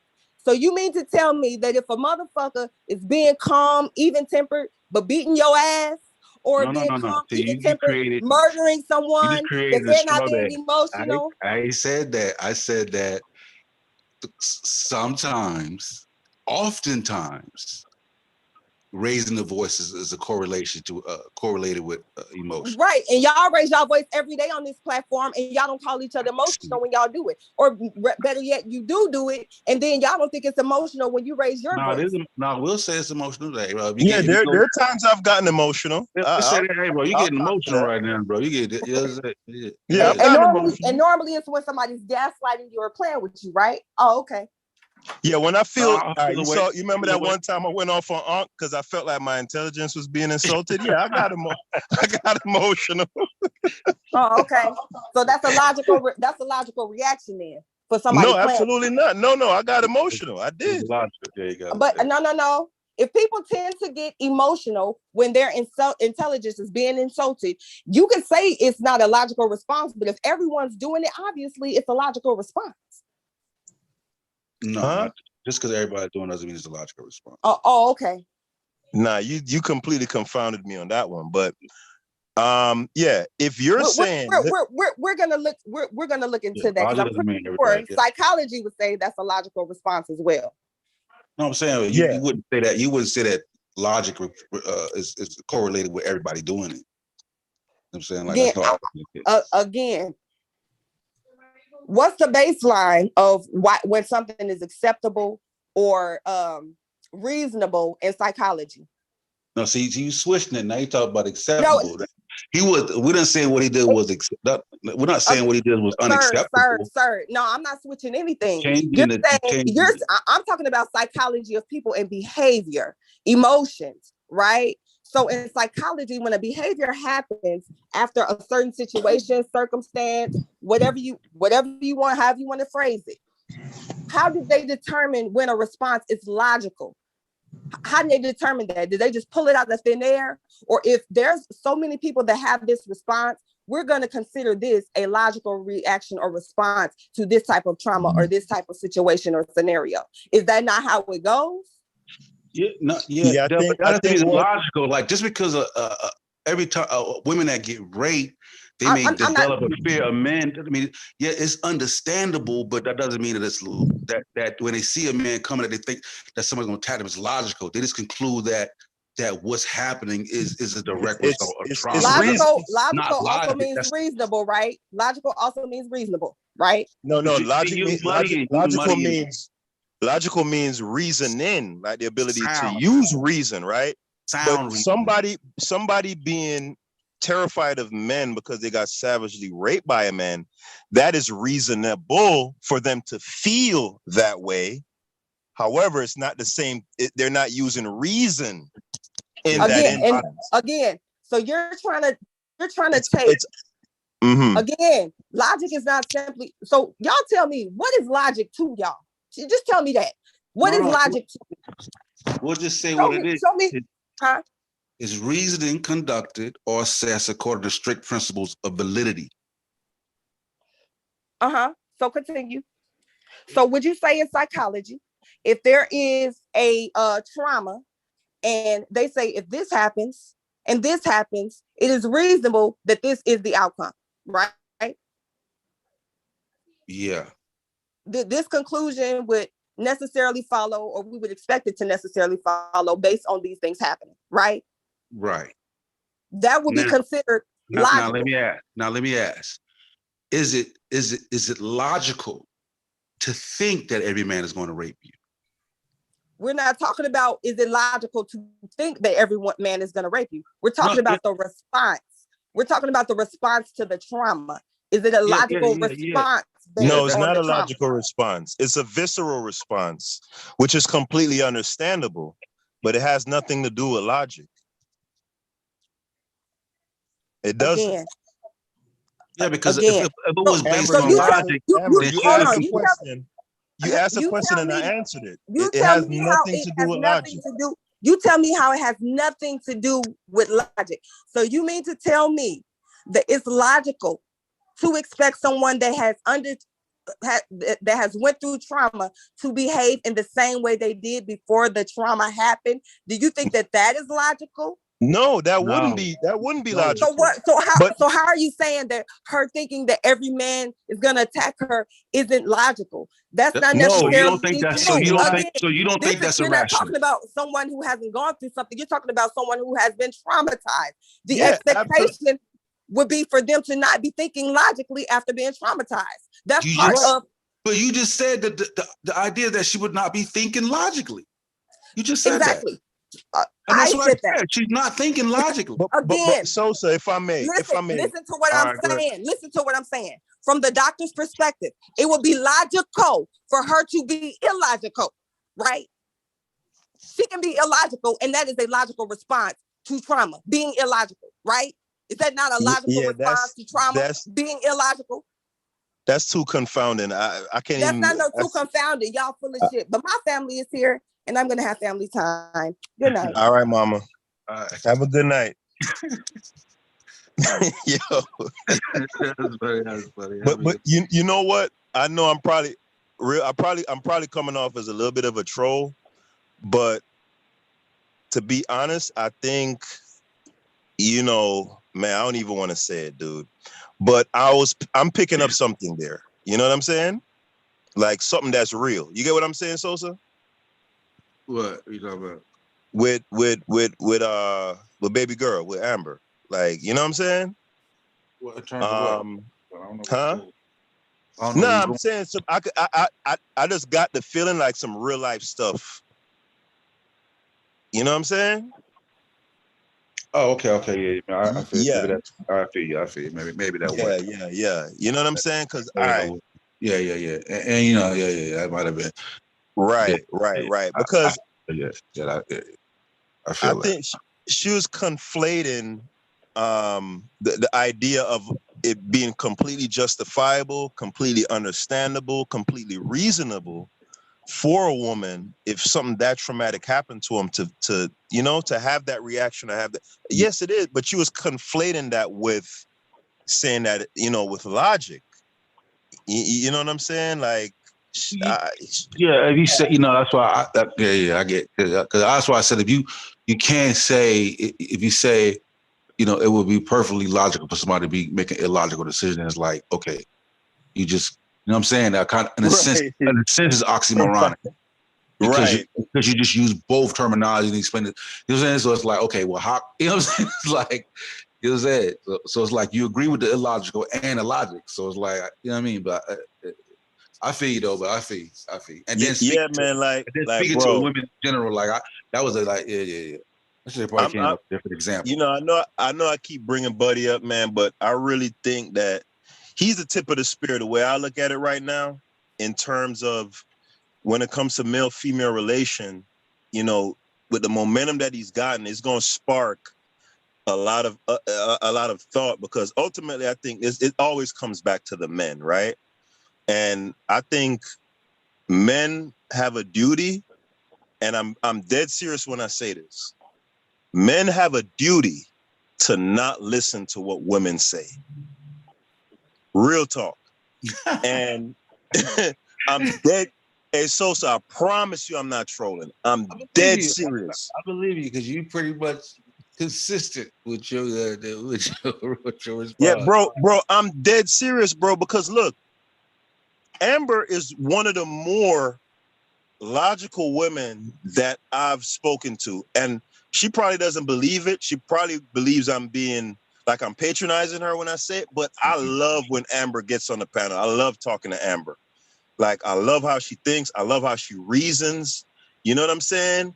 But she still is a woman, bro. Like, she literally said, I've never watched this man's stuff outside of some very, very short clips. I don't know nothing about it. I don't know nothing about the overall context of, you know, what I watched in that clip. But I know that nigga is manipulative and he's a grifter. You know what I'm saying? Like I don't like, you know, like I love like I said, I'm in the neuroscience. I love psychology, right? So I'm just fascinated by the response, like, you know what I'm saying, both sides. Like, you know what I'm saying, like that he's getting that much reaction to me like that. It's making me more intrigued now. Like, damn, like, yo, you know what I'm saying? Like, yo, because Sosa, let me tell you, man, I was shocked. The nigga show is, for me, because just like you, I love seeing how people think and how people put together thoughts and what makes a person think. Like, that shit is unendingly fascinating to me. Yeah, I love that shit. I love that. I love that shit, bro. Like, I can't get enough of it. And when you watch these women talk to this man, it's just it's entertaining as all hell. Like a woman who was 300 pounds with 4 children by 4 different men, she believes she was entitled to a dude making a couple $100,000 a year, and she wasn't bullshitting. Like she really internalized and believed it. And like that shit is fascinating, bro. Like I'm sitting there just watching it, like, yo, nah, this can't be this can't be real. You know, I was like, cause see, what's shocking to me is like it's a show by a man right now that's dealing primarily with women who constantly call this show that other women hate. Right. That's crazy. You know what I'm saying? His star supporters are women, and the star people that go against him is also women. You know what I'm saying? It's crazy. You know what I'm saying? Yo, genuine thoughts. You have to be a woman because you have poor comprehension. You said, but in the same tongue, you say women are never to be heard. I don't know if you're being intentionally disingenuous, but that's not what I said. I said it's a man's duty to not listen to anything a woman says. That's different from a woman being heard. When I say you don't listen to what women say, right? There's something that you should read into that, right? You look at a woman's actions and what they do, because women so many times they say one thing and they don't, what they actually do and what they say don't align. And if you as a man, right, listen to women and take what they say at face value, you're gonna be fucked up in the game. And I'm glad, I wish as a young man, Sosa, I'm so honest when I say this, bro. Like when I was younger, like in my teens and in my 20s, like women were like a fucking Rubik's Cube to me, bro. Like shit like that they would do, like the examples that I gave where my girlfriend was like, yo, I don't want nothing for my birthday. And then I literally didn't get her nothing. And then she got mad at me. Like shit like that used to literally give me an aneurysm. Like I couldn't figure it out. I'm like, you know what I'm saying? But these young guys right now, they got these dudes on YouTube who breaking it down. And once something is disambiguated and you can take your emotion out of it, then you don't have that resentment anymore because you understand. Like I can truly say I understand women now. Like I get them, bro.